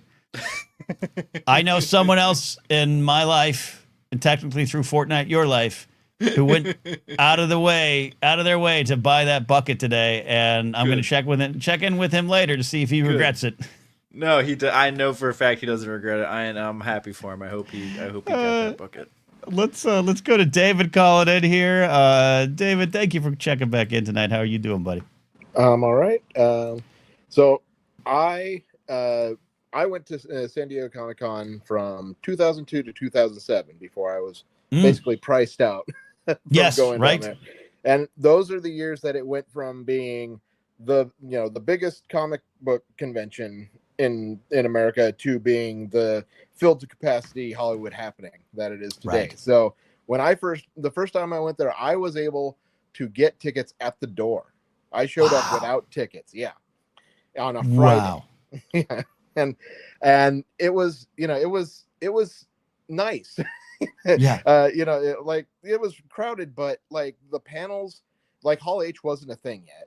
The biggest place you could that a panel happened was in the ballroom. But like I remember walking in casually to a half-filled, just regular room where they were announcing that Guillermo del Toro was doing a Hellboy movie, and he was up there, and Ron Perlman was up there, and just wander in. Didn't have to stand in line or anything. Just wander in halfway through if you wanted to. Yeah, just because you can. Yeah. I love that because my roommates at the time, and one of my roommates was Aaron Alexovich, who worked on Invader Zim, and he's down there right now, like I talked about earlier in the show. He and my friends Casey and Dave, who were all like animators and in the kind of comics and animation world, like they would go down all the time, and I would hear them. Like they'd be gone for that weekend. I'd be like, "Where are you guys going?" Like, San Diego Comic Con. I was like, I don't even know what that is. I don't even worry about that. And I love hearing their stories. I love hearing that. Now, you said 2002 to 2007. Mm-hmm. That was in the era, and correct me if I'm wrong, I'm not a San Diego Comic-Con historian, but the two kind of franchises / movies that kind of get credit for blowing it up into what it became are the kind of the X-Men stuff, right? And then Twilight.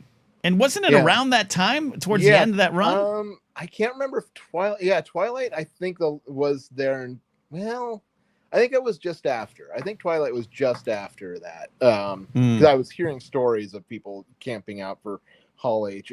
When Hall H started, I think it was 2000. I want to say 2004 because I remember going to the Star Wars panel in 2004 where they announced that Revenge of the Sith was going to be the title for episode 3. That was there were T-shirts that went with it that I still have.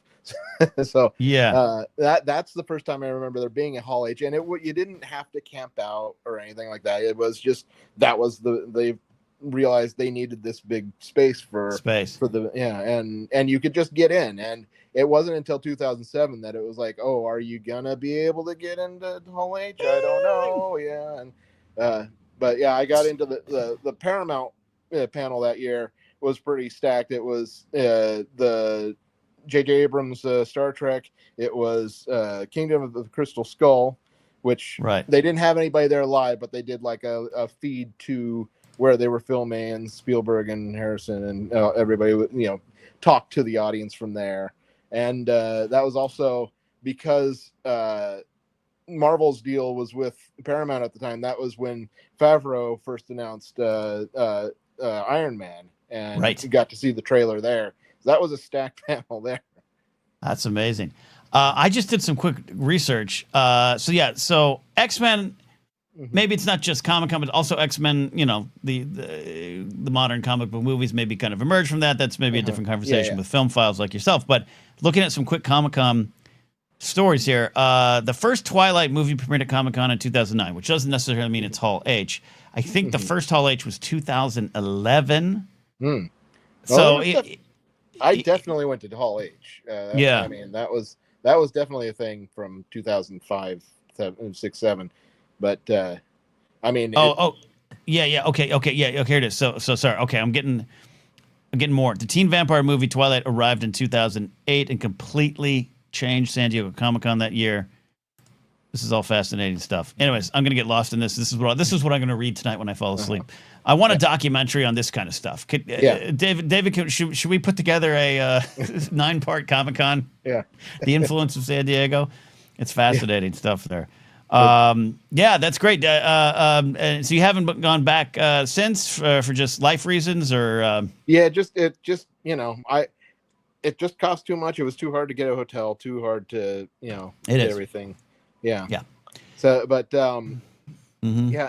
one thing. So I'm up in Portland, Oregon, and that's where Dark Horse is near here. So in the mid 2000s, I would often be on the same flight down as editors from Dark Horse.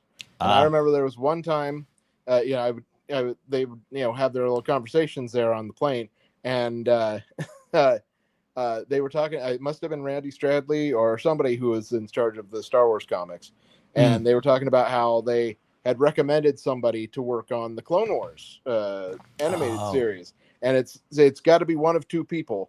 It's either Killian Plunkett, who's an artist who is now like the concept designer, has been there since Clone Wars, was on Rebels, was on Bad Batch, right, and probably going to be on the Darth Maul thing. Sure. Or it was Henry Gilroy, because he also worked he was a freelancer at Dark Horse for a long. I didn't know that. Yeah, he started there. Yeah, that's got to be it. And meanwhile, down in Burbank, you got old Dave dressing as Plo Koon walking around Attack of the Clones premieres and stuff. And Revenge of the Sith. Shout out to the Bombad cast for uncovering that Filoni footage on G4. Love the history there, David. I really appreciate you calling in and sharing that. Yep, no problem. All right, David, check it in. Thank you all for a lot of calls tonight, and we really appreciate that there. Bumbo Jimbo, check it in. Just tune in. I'm sure the images from Maul and Ahsoka season 2 have been mentioned. They have not. I'm sure we'll talk about them on Force Center this week as more news emerges from San Diego Comic-Con. All right, I'm going to tell. Here's what we're going to do, Steve. How you feeling? Feeling good. We're here. Yeah, you got more pacing for this. This is usually the point in time where I'm like, I got to go to the bathroom. I did want to finish that nap. But I got so much to talk about. This has been a great episode tonight. Jared's going to be calling in some GOT. We're going to talk about season 6, episode 4. But Slippin' Steve, I hope you're still hanging around here. Hopefully, if not, hopefully you come back and check it out. So Steve wants to know the story of Daddy Don't Slap Me and how it started. I think I've put this on record at other spots, but let's do it here. This is what it's about. So in 2013, the first Daddy Don't Slap Me video emerged. Now, in this modern era, is that the best title? I don't know. No, probably not. But I stand by everything I said in those videos. There were Slip and Steve still here. I enjoyed them. 2 years ago in Catalina, Mark and I did what is the final Daddy Don't Slap Me video because we were drunk at a wedding, and Grace filmed our final scene. So they're out there. I don't know where you can find them. I think I had some of them on my channel. There was a playlist, but I think Collider Podcast or Collider Video took some of them down, and then they were on the Schmoes Network, and I don't know where they are. So I'll try to track them down if they're not. The first one happened, and it's me doing it's me being Sean McCabe's neighbor. Let's be honest. It's me being some kind of Brooklynite, Long Island, like, what are you doing here, you dumb kid? And what had happened was 2013. It was me, Mark Ellis, and Christian Harloff, and we were trying to build the Schmoes empire. Tiffany Smith was there, but she was kind of working for other channels and stuff. Mark and Christian may have been working for Fandango at that point too, but like we were there to build Schmoes and to have fun, but network and work hard. It was my first one, and so I'm overwhelmed. Anyways, with Comic-Con. On that Saturday night, you're up. Here's what it would be like: you would party till 2 or 3 in the morning. You get back to the hotel room. You had to one morning we had to get up at 6 a.m. to get over to a 7 a.m. press breakfast with the cast of Walking Dead, a show I hadn't even watched, and we're sitting down there with what's her name, Denai Guerra. I forget her. I didn't watch the show. And then the governor, the guy who played the governor, and like. You were sitting there at the table having breakfast, and it's 7 a.m. 7 goddamn a.m. But you're partying until 3 in the morning. So we were tired, exhausted, working hard. Mark and Christian wouldn't necessarily fight, but they're brothers, essentially. And you're around each other, and you're in one hotel room. The three of us sleep. I'm on the floor. They're sharing their 2 beds, but you're sharing a hotel room. One of them, I'll just say, is pretty messy. That's all I'll say. I'll you guys decide who leaves the bathroom in shambles. And it's a lot of stress is building. And we're in this hotel. I think it was the Sophia.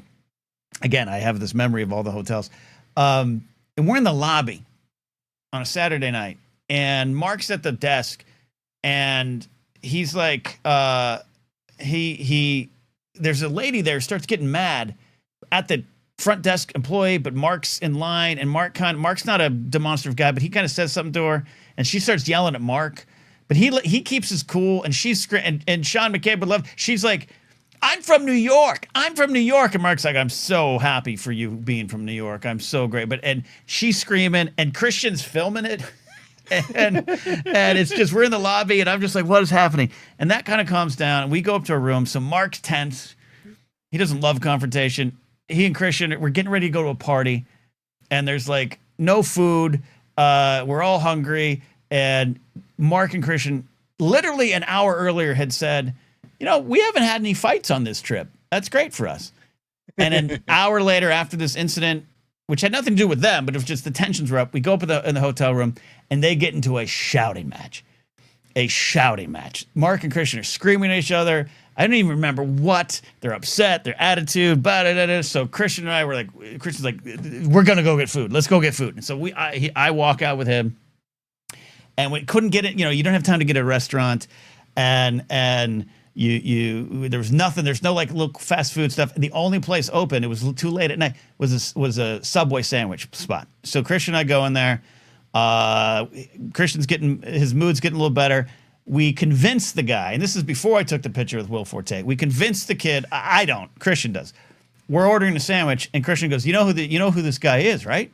And the kid's like, "I don't know." And he's like, "You watch Saturday Night Live? Do you watch MacGruber?" This is Will Forte. It's Will Forte. And the kid's like, oh yeah. He had no idea who Will Forte is. And then like he keeps on. He goes, "Hey everyone, this is Will Forte." And like I think there might have been a picture taken. Like it was that kind of thing. So we're laughing. We go back to the room. We're in a better mood. Mark's come down. I'm on the floor in my tank top, all roly-poly, fat, bloated me, eating my Subway sandwich, and it's quite a picture. It's not a great picture. It's of a fat man eating a sandwich on a floor. So Christian pulls out his phone because he's a mixer. He's a straight mixer, and he starts kind of filming it. Mark's getting his shirt. That's the video you see. Mark's getting dressed for the party we're going to, and music is playing. Mark's blaring some like Van Halen or something on the MacBook. And Christian started, hey, turn down the music. And that's why the first thing you see in the video, if anyone's familiar with the video, is Mark going, we're filming. Oh, this video is going to do really good. And he turns the music down, and that's when Christian does the whole thing, completely improv. Hey, Mark, you come home from a Little League game. You just hit the home run, and this is your dad waiting for you over in the corner. And he pans over to me, and I'm just eating my fucking sandwich. And when I get upset a little bit, I start speaking in not an authentic Brooklyn accent, but I start getting like, "Hey, what the fuck you doing here, man? Like, what are you doing?" So I was like, what the fuck? And so we just completely improv the entire moment. Had a great laugh. Upload the video. It's shot in vertical when it should have been shot in horizontal. And that's what started it. And that became the yearly tradition. So it completely came out of them nearly killing each other and us just needing to laugh. And we didn't have problems the rest of the trip. We laughed so hard after the video, it brought us together. So that's the story, Slip and Steve, of Daddy Don't Slap Me. There you go. Mumbo Jimbo says, where did the Schmodown name come from? I'm a latecomer and didn't see them until the contests were over. It just came from Schmoes No. It was if we had started a trivia league here on this show, it'd be called Blather Down. It was just that. There you go. So there we go. All right. Blather Down sounds dirty. That doesn't sound like a trivia contest. That sounds it does naughty. Not. Yeah, it sounds like, sounds like something going on in the basements in Long Island, like Sean says. Good neighbors ago. All right. Let's do this. Let's do some Game of Thrones here. That'll take some questions. Jared the Tie Pilot's here. How you doing, buddy? Thanks for waiting, buddy. Oh, I don't get to kidnap the show at the end? No, we'll still keep going. Cal might call in. Who knows? We do love our Cal. Any con memories from you? Have you gone to any cons over the years? Oh God, I've probably been to around 100 cons in my 25 years of going. I've been everything as a con goer, from just a simple patron to I've been part of panels, I've hosted panels, I've been on tables, done full press. Nice, man. It's been good and whatnot. And I haven't made it to a San Diego, but I have made it to one New York Comic-Con in 2015, and that was, quite the little religious experience. Yeah, that was my one and only New York Comic-Con 2015. We probably ran into each other at the food court. Probably. And my Lord, because I was used to East Coast cons that were just like, Boston, Rhode Island, Virginia, Pennsylvania, stuff like that. And then when I'm in New York City, I'm like, there's a big con going on. Where is everybody? I turn the corner, there's the Javits Center. And I'm just like, that's its own bloody city. Yeah, it is. And my one, I won't even say it's a complaint of New York Comic Con, but why I still think San Diego is the better of the two is, and it's not a competition, you can enjoy both, but San Diego, the whole Gaslamp district is the con.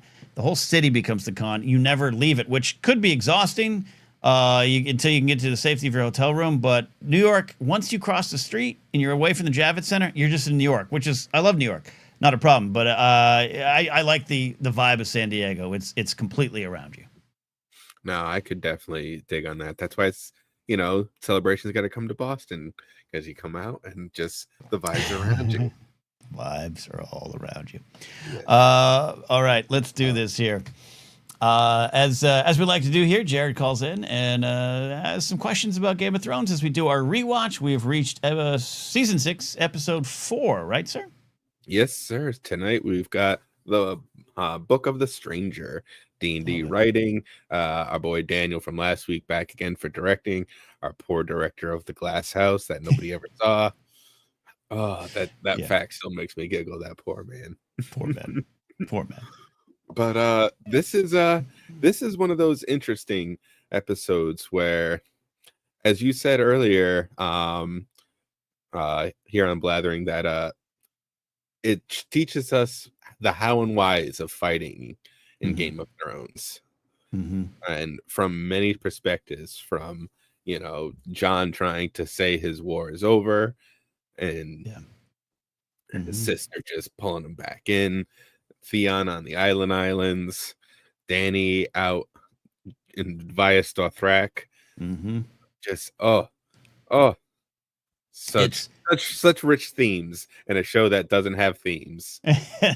In a show, as Benioff will say, is not a high school English essay.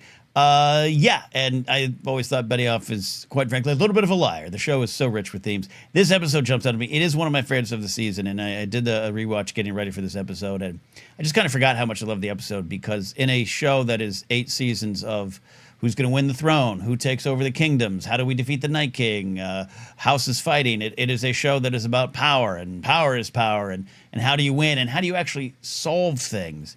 How do you actually maybe get your way? This every scene in this episode is about characters trying to find the best way to not just win in terms of dominate, but to actually solve situations, to actually, bring peace to the land in some areas, or to save people in other ways. The whole scene taken directly from, as Benioff and Weiss have said, taken directly from history and Abraham Lincoln when it comes to the Civil War and slavery in this country. You have Tyrion in Marine talking to the men from Slaver's Bay and how to end slavery, and well, we'll give it 7 years. And you have Missandei and Grey Worm and their experiences. You have that scene and what's best. How do we actually solve this problem? How do we actually eradicate slavery for good, and is negotiation acceptable? You have that. You have I don't want to run down the list, but even going back to the Iron Islands and Theon returning, and he's weak and broken. He's going to stand behind his sister. His sister's got this strength. You have everything going on. Speaking of sisters with strength, we cannot overstate how much I love that it's Sansa Stark that is like, pick your face up, you morose, sad boy, emo boy, Jon Snow. Yep. You had tough time fighting. You're exhausted from fighting. We're going to go back, get our house back, and we're going to figure that out. It's a powerful. Sansa really finds herself in this episode. Really finds herself and sets her up. This is where she goes. And Benioff says at the end of this episode, in the postscript little section there, this season 6 is about the theme of rebirth. So themes do exist in Game of Thrones. He says it. And this is an episode that I think it is the cross section for a lot of these characters and how they move forward. And even Cersei and Jaime coming to the Queen of Thorns and Olenna and Kevin Lannister of like, we want to defeat the High Sparrow. Here's how we could do it. Do you want and Marjorie and the game she's played with it. Every scene is about how and why we fight, and it all leads to one of my favorite moments, Jared. And I want to get your opinions on it. There are a lot of great Dany moments.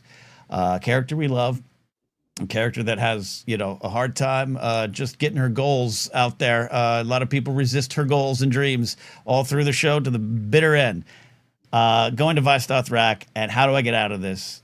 We have Dario and Jorah can't fight physically anymore, and all the stuff with Dario being kind of rude to my guy Jorah about some of his experiences with Dany. Hey, he's just being Dario. He's just being Dario. But the moment where she's like, no, do we escape? No, or we'll never get out alive. But I know how to actually solve the problem. I know actually how to do it, and it ends with Dany burning the cows and in the temple, and it's, I think, underrated. It's over the top. It's shot a little different. There's that almost Evil Dead kind of view when she throws the flames down and the flames rush up on one of the cows. I think other big moments with her at the end of season 1. I think when she gets her army, was an Astapor. Like, I think those are some of the bigger rock star moments for her. And this one maybe doesn't get ranked as higher, but for me, it's actually one of my favorite. The conversation she has with those calls. The conversations she has with even the Dosh Khalid, like it's some of my favorite Dany stuff. And our girl solves the problem, Jared. She solves the goddamn problem. And what I love most about this scene is it's great proof against those season 8 haters who don't understand Dany's turn. I'm like, look at what she does here. She is convinced that she is the only one who knows the way. Anyone who stands in front of her will burn. The city of King's Landing stood against her. They didn't accept her. Yep. Cersei just, and this is just literally like, how much more spelling out do you need? She burned them down, and then everybody just bows to her, thus validating her action.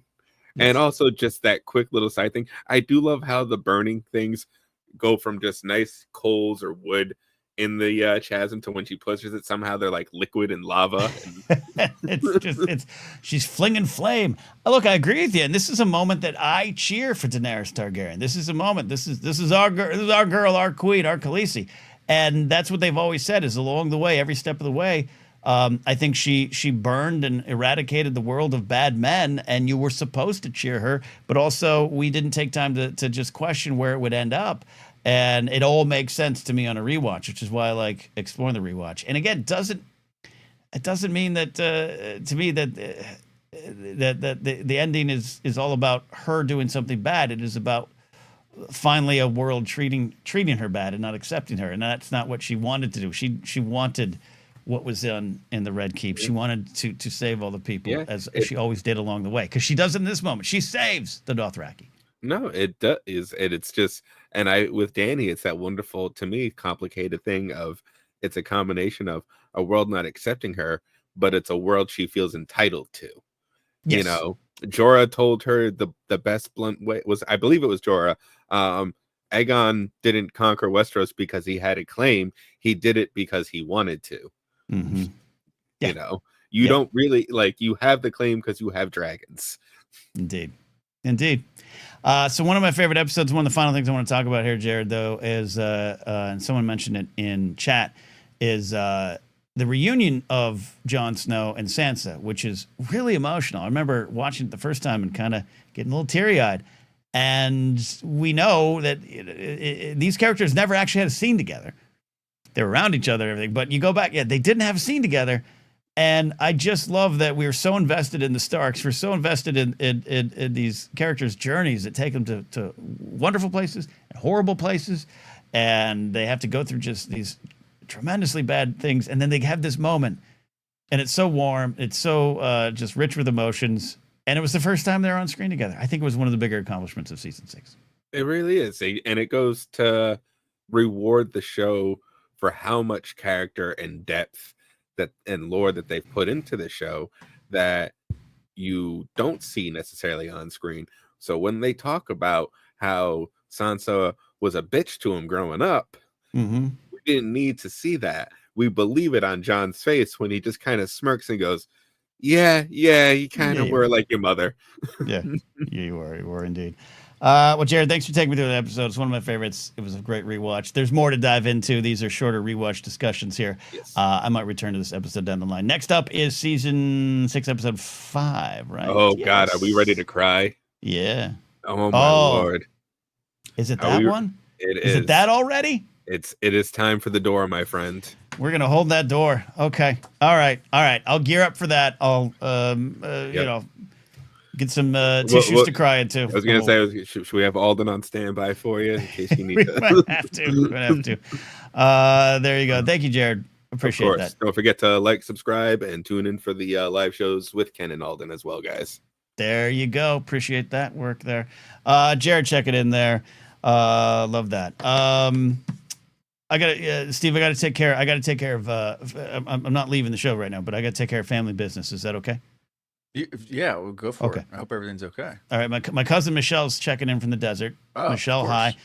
Michelle, I had lunch with Aunt Liz today, and she says hello, and we should all text. There you go. Family business. That's what I do my show for, Steve. Handling family. I'm glad business. we got that settled. There we go. Adam Knight says, is this a bad time to admit I've not gotten into GOT? Yeah, it is. Yeah, this is a big loss for you, Adam.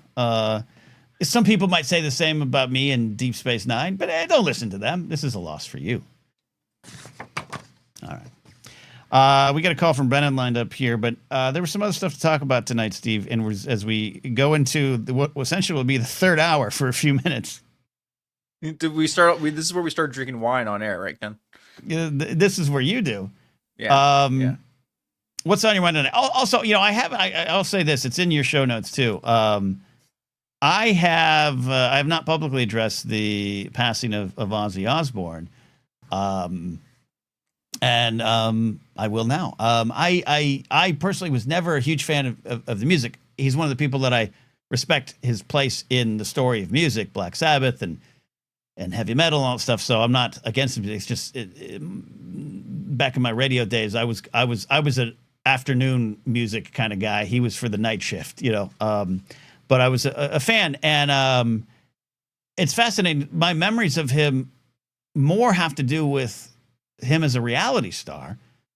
And I mean that in good ways and bad ways. It helped usher in the era we're in, and maybe there's some good things, maybe there's bad things. We have the Kardashians directly in a lot of ways because of the Osbourne show. But my roommates and I Steve, week to week, were glued to the Osbournes. And I think one of the lasting legacies of Ozzy Osbourne, again, for better or worse in terms of our reality show-based world, but Ozzy Osbourne taking the trash out was a mind-blowing thing to experience when it happened in the early 2000s. And I don't think the youngins, the youths, fully appreciate what that was to our generation. We talked about it. It was a water cooler moment. Oh, as a 90s kid, Ken, Ozzy Osbourne was a TV dad for me. He was. Yes. He was a TV dad. Like we watched the Osbournes. That was like a weird kind of, it was like the birth of reality shows, but we didn't really know it at the time that like how much of an impact it was going to have. Right. No.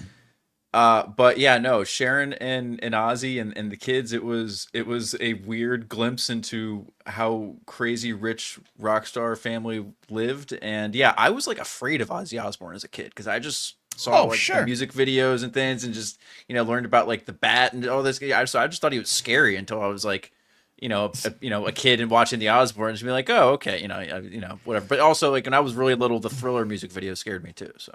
Oh, actually, the Thriller music video absolutely scared me. The Thriller music video terrified me, like, without a doubt. I'm with you. I mean, I'm a kid that still kind of can't watch Large Marge and Pee-wee's Big Adventure with both eyes open. So it scared me.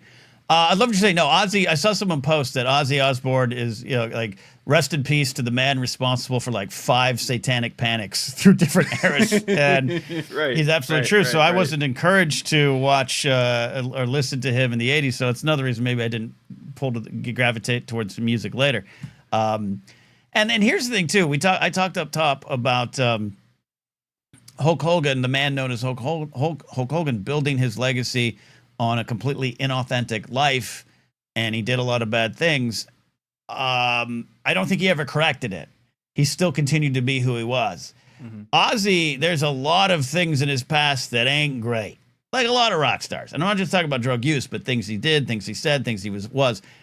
He does become a TV dad. He does become an elder statesman. But and maybe someone who knows him better, or actually knew him, or knows the situation more, is more of an Ozzy historian. I felt, and this isn't about Sharon, it isn't about Jack Kelly. I'm talking about Ozzy. I felt he became a different, if not better, person, and often credited Sharon for that, and often credited a big change in lifestyle. I look at him as someone who did not lose his legacy. He evolved it. Yeah, no, I think that's a great way to put it. I think especially the way that he changed, like, my super Catholic conservative mom, Ken, loved the Osbournes, whereas 5 years before she would have hated like me listening to Black Sabbath or anything like that. Like but she loved watching that show and thought it was fair. She's like, oh, Ozzy's just this cute, senile old man, basically, even though a lot of that was, he's playing it up a little bit and all that kind of jazz, right? Yeah. Which as a kid, I had no idea. I just thought like, oh, crazy old rock star doing the whole thing, throwing hams over the fence and everything, whatever, right? I love so that. It was. Yes. So that was it was fun. But yeah, no, I agree with you. Yeah, like all rock stars from that era, it's different time, Ken. Different time. That's not an excuse. Don't get me wrong, but we have to observe and appreciate different artists in the lens, I think, of the time, while still holding accountable for shitty stuff. Yeah, absolutely. And look, Mumbo Jimbo in chat says, look, remember for taking out a trash bag. This is blasphemy of the memory of the Prince of Darkness. He put some laughing emoji. I agree with that, but that is a lasting image. It was because it was the Prince of Darkness in his sweatpants taking out the trash. Right. What? And we never really experienced that. And there's been reality things before. I'm a real world MTV Road Rules kid. This was the first time that I felt it wasn't Lifestyles of the Rich and Famous. It wasn't Entertainment Weekly doing a puff piece. It was the goddamn Prince of Darkness taking out trash. It was like, whoa. And we craved that. So that's why when I always say this, Steve, I watched the first season of The Kardashians, every episode. I loved it. We craved that stuff. Right. And we just didn't know what it would bring. And it's not all bad. It's definitely not all good. But I do think that is part of his legacy in a way. Like, it was because of who he was that he changed the world in that moment. Yeah, absolutely. Yep. There we go. There's our thoughts. And Tully doing a record-breaking farewell show, raising a lot of money for good cause, then peacing out is an amazing move. And that was kind of like why I even want. I mean, obviously Ozzy passing is a huge deal, but that's one of the best ways to go out, Ken. And I think we should normalize. I think we should normalize the living wake with the way Ozzy did that. And like, you know what, Ken, when we turn 69, 75, whatever, 79, pick a year. I don't know what it is. You want to have it early enough to enjoy it, but late enough where it kind of makes sense.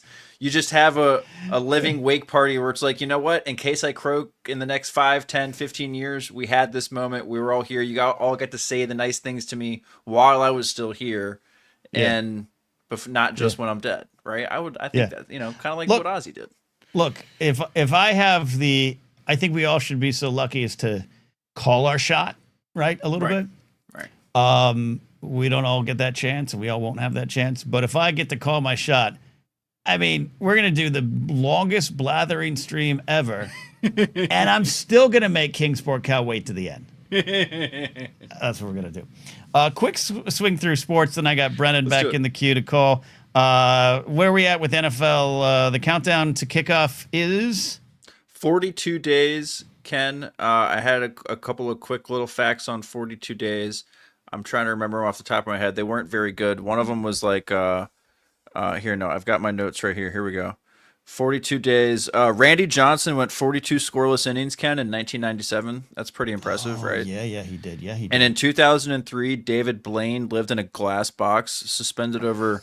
Is it the Thames River in London? Maddie Gunner or someone's gonna have to tell me how to the Thames. Yeah, I don't know how to pronounce it. The Thames. Yeah, whatever it is. He lived in a glass box over the river for 42 days. Oh, it's amazing. It's amazing. But there is other sports news today, Ken, involving Dear Leader. Not speaking just of South Park. So there was some other horrible executive order that came out this evening. I haven't had a chance to read up on that affects a lot of terrible things about how we're treating people who are unhoused and all that kind of stuff. But we'll get to that some other time. I mean, maybe Alden, you can talk about that more tomorrow. But the executive order that producer Steve actually read is the useless one about sports, Ken. And it's the Donald J. Trump Saves College Sports Bill Act, whatever the hell it's called, because it's an executive order, so it's not a bill or an act, because it doesn't actually matter, Ken. It's worth about as much as the paper that's written on. So the executive order, in short, is basically trying to put stipulations on how NIL works and saying they need to have stricter rules on these kinds of things, not allow third parties to get involved, blah blah blah. But it says that this doesn't affect any existing NIL rules or NIL rules that are in agreement with. It's a completely worthless act. It's just an excuse for Trump to have this press conference and say he saved college sports. And there has been talk lately of Nick Saban, be talking with Trump about different things. So my whole theory, I told you, is that I think Nick Saban just got a fat bag for talking to Trump for some consulting fee. And it's like, oh yeah, no, just do this and just do that. Yeah, and someone on his staff was like, oh yeah, just do an executive order. Sure, that'll make you feel good about it. And it's completely meaningless. It's not a law. No one can do anything. Congress is the only one that can kind of change how the way these NIL rules are structured. So that was a fun one. I haven't taken a big swing through it, and I know I make my jokes about college sports, but I think it's worth paying attention to. Just getting his little stubby fat fingers into everything, right? So he can put down that little, a pubic hair signature down at the bottom. If anyone saw the Jon Stewart Wolf Blitzer take. Yes. Good stuff. Yeah, and there's more stuff too. We're waiting for Addie's on a vacation, but we got a lot of things with the EPA and weather events, so we'll get some science going here very soon. But a lot of things to watch as well in the world. It's not good, Ken. It's not good, in short. Is it bad? It's not good. And then you put a note here. The pumpkin spice latte comes back August 27th. Way too early. What are we doing? We don't need pumpkin spice before mid-September at the earliest. This is someone who does not like pumpkin spice lattes just because I don't like pumpkin flavor stuff.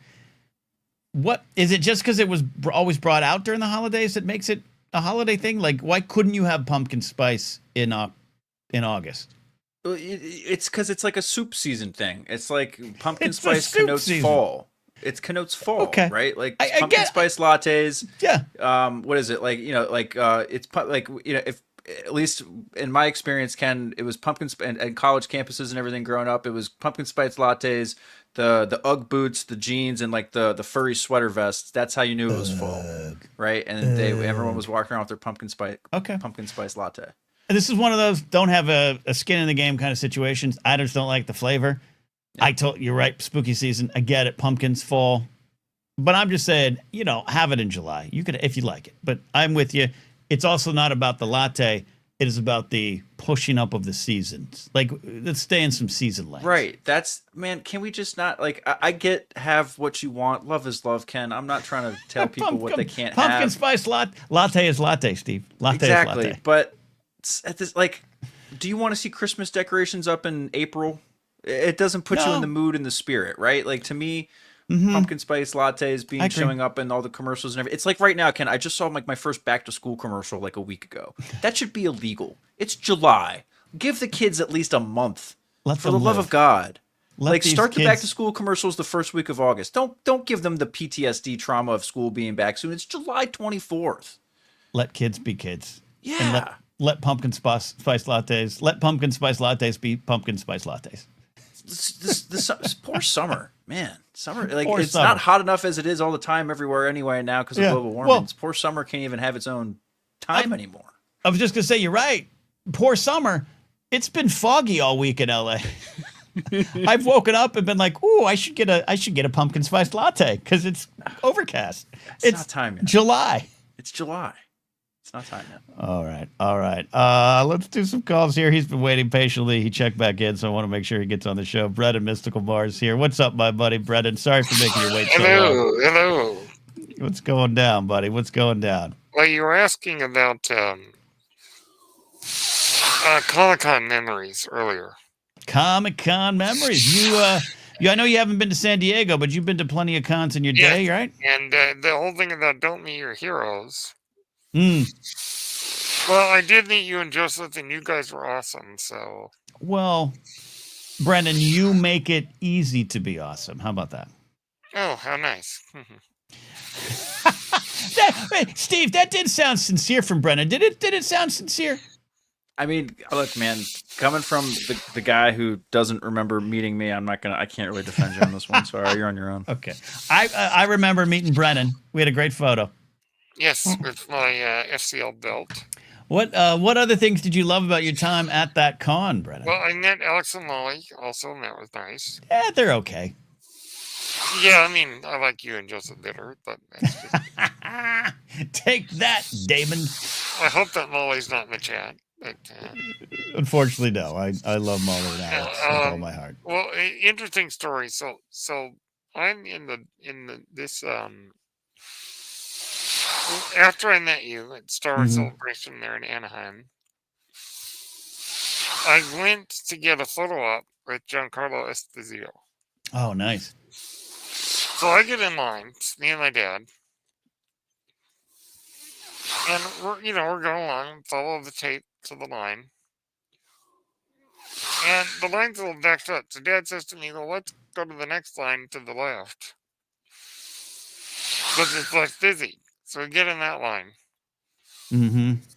We go to the end. They say, "Okay, go down to this little photo area." We go through the curtains, and who is it? It's Katie Sackhoff. Good old Katie. Now, this is not the original plan. Sure. So I come through the curtains, and there's Katie Sackhoff. And I was speechless. One, because I wasn't expecting... I guess because we were in the wrong line, we ended up in the wrong photo booth. Right. And the other thing was, it's Katie. I mean... It's Katie. It's Katie. So I can't even form a sentence. You're stumbling and bumbling, yeah. I think the only thing I ever said to her during that was, "Okay," or something like that. I got a picture with her. We go, we move on from the area. And Dad says, "Well, if that was the wrong line, why didn't you say anything?" You didn't know. I'm like, I couldn't say anything. My brain is... So that was the first time I met her. I met her 3 times. But oh, nice. She's great. But that was our interesting faux pas. Hey, life led you to where you needed to be at that moment. It'll work through later when we met Sam Whitworth, which was awesome. Sam, gotcha. We had a good time. it was good. But that was our good con. Hey, I think you got the full con experience, Brendan. Yeah, and I'm definitely planning on being a Celebration in 2 years. So. Oh yeah, no, you can get it. That's local for you essentially, right? So you drive on down. Well, look, I cannot wait. It's gonna be fun. It's gonna be fun. It's gonna be fun, Brendan. I appreciate you and sharing the stories. I can meet some of the guys in our chat. Hopefully. Look, the only we'll see. Yeah, well, yeah. You and I. It's old hat by now, Brendan. Right? I'm not excited. You and I sat and watched the fat squirrels at the zoo. So. We did. I loved the squirrels. Now I got fat squirrels in my own backyard. All hands will be on deck. Jared the TIE pilot, laser bolt with some force meets, 8984M. Like it's going to be Brian Tiller. I may or may not. I think I will be co-hosting a panel. Oh, that's beautiful. So I will keep everybody apprised of that as it gets closer. We will absolutely want to support that. Anybody in our friend group here on your channel. Just you don't let come and see. You can't let Kingsport Cal on. That's the only one that you don't want on your panel. It's going to go places, They have to put security at the doors or something. Awesome, Brendan. Appreciate your stories, buddy. We love Kingsport Cal. We do. Oh, Kingsport Cal knows. He knows we love him. I hope he does. All right, but yeah, meeting you was like the highlight. It was a highlight too for us. And I'm not going to respond to that comment, Kingsport Cal. See, this is why you don't want Kingsport Cal on your panel. He's a wild card. Brendan, thanks for calling in, buddy. I appreciate the memories. Yeah, all right. Well, good. Talk to you later. All right. There we go. Brendan Mystical Mar. I almost did it again. I got to figure out why I almost remove you after every call, Steve. I think my cursor's always hanging over there. All right. Couple more minutes. We got to get Cal. Are we ready for Cal? I'm ready for Cal. If you're ready, I'm ready. I'm always ready for Cal. I'm ready to. I'm getting a little hungry. I might put a chicken wing or two on the fryer. Yeah. See, I just imagine.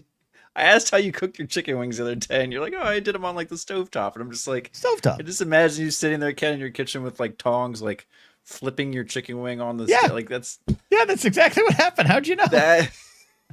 Well, okay. So here I put olive oil, which I don't like using olive oil because olive oil, when it burns, it like goes bad. You're technically making it go bad. So we usually use avocado oil here, but I had some olive oil, put it in there, cooked it up. Then I put the wings in there, and the oil was like sparking and popping everywhere, And then I flipped them over. I used Big Lou's, our buddy Big Lou, sometimes in chat here. I used Big Lou's seasoning and some garlic salt and some chopped diced onions, like some in a not like by hand, but in a little bottle. And flipped them until I felt they were done. And I gotta tell you something, Steve, they were delightful. I'm glad. It's a lot of work. You don't have an air fryer, I'm guessing, or anything? I do have an air fryer. You suggest how do you prepare them? I'm not debating. I want to know. Okay, no. Yeah, okay, no. If you want to do wings in your air fryer, the key is to not overcrowd the air fryer. So make sure you can't multi-layer. You got to give every wing its own little space. But no, you make sure they're nice and dry to start. Pat your wings dry. You get all that water off there. Then you toss them in just a tiny little bit of avocado oil, whatever kind of lubricant you want to use. Oil of choice. Okay. Oil of choice. Salt and pepper just to get some stuff on there. And that's really all you need, man. And then you put it in the air fryer. Make sure that they are, again, separated. And then for the first, you every 4 or 6 minutes, turn them over individually. And then after that, every few minutes, you can just give the thing a shake every time you take it out. It's totally varies on cooking time. Sometimes it can take up to like 20 minutes on the wings and stuff. And then, like I said, then you go do the wing sauce like I told you about last time with the butter and the franks and the flour. And those are going to be delicious chicken wings. I have so many goddamn frozen chicken wings that I'm going to be eating them for the next week and a half. So I'm definitely going to get some of that hot sauce. I'm going to do that. I'm taking notes. Okay.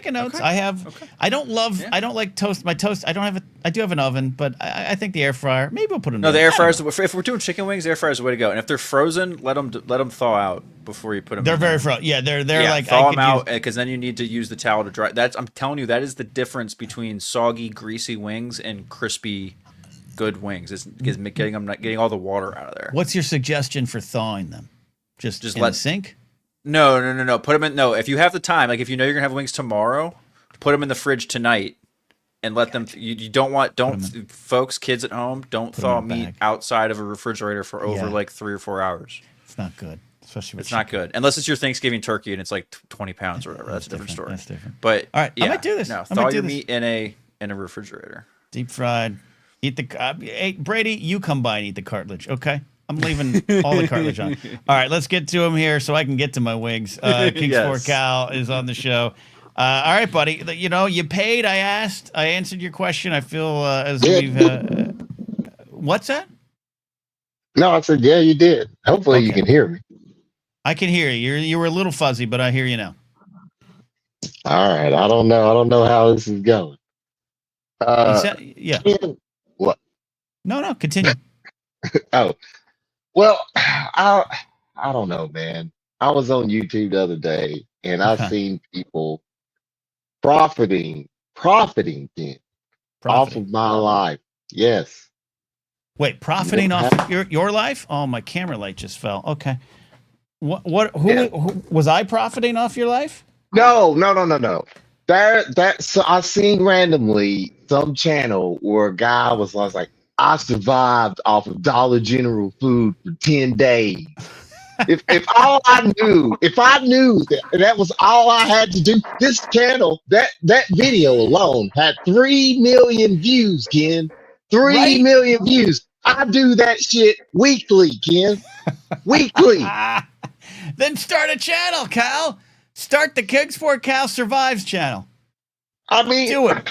Anyway, it was devastating to me. And then I looked and there was more. There were other people. One was like, I survived 2 weeks on Dollar Tree food. And then, you know what I mean? And then there was another one.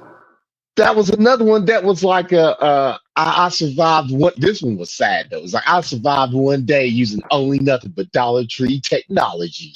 Anyway, I don't know, man. This is just crazy stuff to me. I'm like, if I would have known it was that easy, I could have been doing this years ago. Well, look, hold on. Here's the reality. So first of all, I feel your pain, right? I feel your pain because remember, every Saturday I post a squirrel video. I got to get one. Gosh, I was going to edit one, but I'm going to get a squirrel up video for Saturday. It's going to be good. I have some new footage. And then when I went to YouTube and searched up some squirrel stuff and saw that, there's people making millions of dollars off squirrel content. And I'm like, I want in on this. But the reality is it's hard. It is hard work, Cal, because if you do one Dollar General video, you've got to do 60. So my question is, is that the life you want? No, it's not. Okay. I'm just saying. I'm just saying that me seeing that it really devastated me because I was like, wow. I know what you're talking about. I know 3 million views. Cal, I know I'm having a lot of fun. In all seriousness, having a lot of fun putting out more Blathering clips, putting out the Blathering minisodes. I got some more ideas for that. I'm having the most fun I've ever had on air outside of Force Center. Outside of Force Center, right? Having the most fun. And between here, what we're doing with Anytime, Force, I wake up every day happy to be doing this stuff.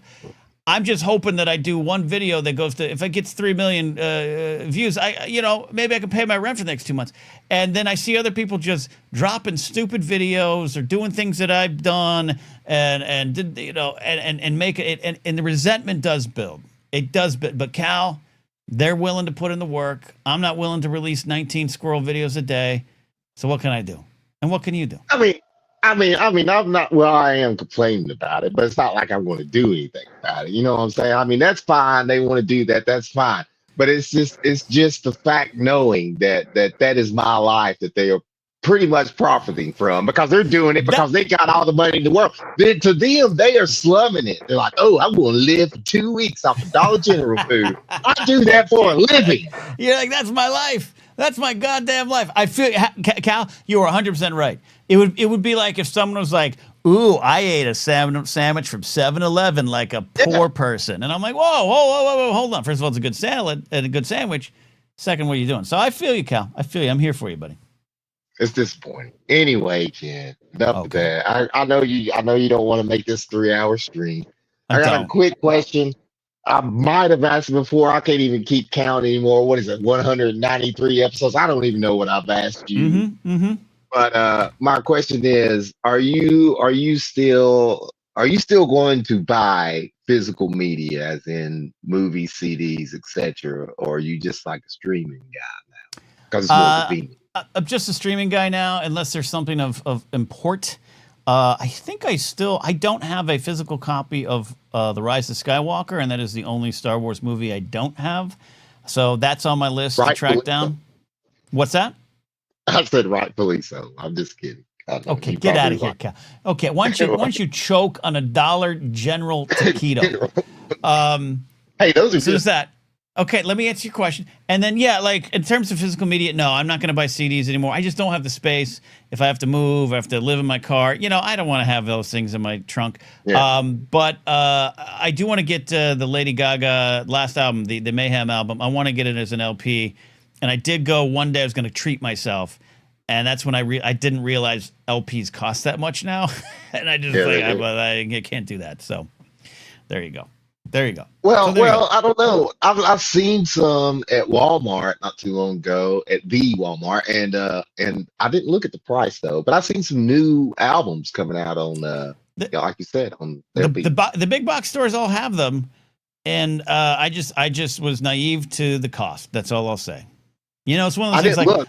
Yeah, I got $17. I'll go buy the new Lady Gaga album on LP, and it's like, oh, that would be with tax maybe $45. I can't do that. Jesus. Well, I know that record players are cheap. You was talking about breaking out your record player. Oh, yeah, they're cheap. Where you get you a cheap record player. But, no, I have some. I'll tell you, here's the two big purchases. I think one's on my Amazon wish list for the holidays. One, I'll have to add the record player. I have a trail cam I'm going to get. I'm going to set up my trail cam in my backyard to get some grade A squirrel content, Cal. So that's happening.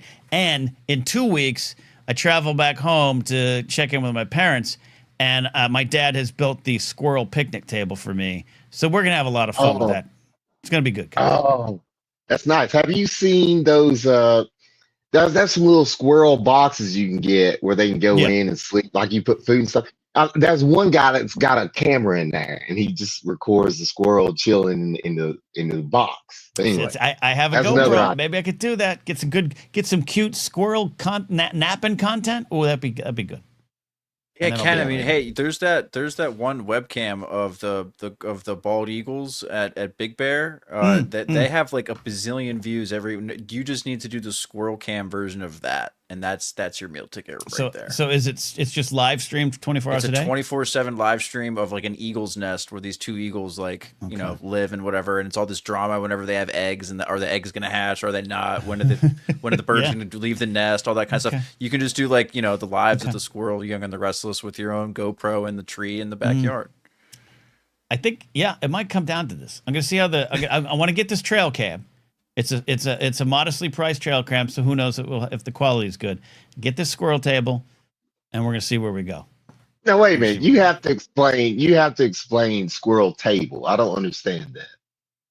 It is about a 9-inch long, 5 to 6 inch wide picnic table for squirrels. Oh, that you can put the nuts on. You put the peanuts on. Okay, I get it now. I can see it now. That sounds the context on this is a long story, Cal. I'll post one in the Discord. I actually have one. Yes. Oh, yeah. Oh, look at Steve here. Sharing some. But yeah, I have a mini picnic table that was built for a squirrel. Yeah. So I have my deck because you can get them on Amazon and they come with little umbrellas and stuff, but I have an umbrella over the table. And so I sent it to my dad and I said, "Can you build this?" And he built it in an hour or two. So it's going to be good. It's going to be fun. That's awesome. Well, see, you always talk about your parents being on the wrong side of history, but your dad's still a cool dude. You send him a picture, he's like, "Yeah, I can make that." He is. We've come to an agreement in which we don't talk about which side of history we're all on, and it's been great. And they've been wonderful during my tough time this year. They've been wonderful. So there you go. Yeah, well, I hope everything gets better for you, kid. I'm sure it will. I told you many times. I see a future. It's like the comedian told you. I've been telling you that, but whatever. Yeah, you wrote me. I'm not going to go into your message online, but I was going to write you back and tell you absolutely not to your suggestion, but I appreciated the sentiment. Really? That's disappointing. That's disappointing. It really is. I don't work with that person anymore. Well, don't work with that person anymore. That's fine. All right, Cal, I appreciate you, buddy. All right, man. I'll see you. I'll talk to you later. All right, let's all go to the Dollar General for Cal tonight. We did it, a 2.5 hour Blathering live.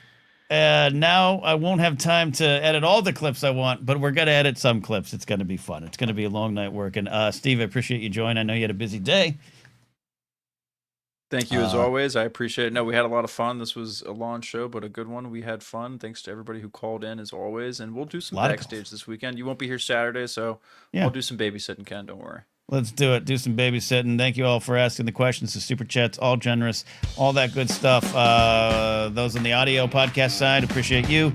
No show Saturday, as we said. We will have Anytime Live tomorrow, talking more about the legacies of Ozzy Osbourne and that guy known as Hulk Hogan and all those things. Hang out with us there. We'll see you. Bye.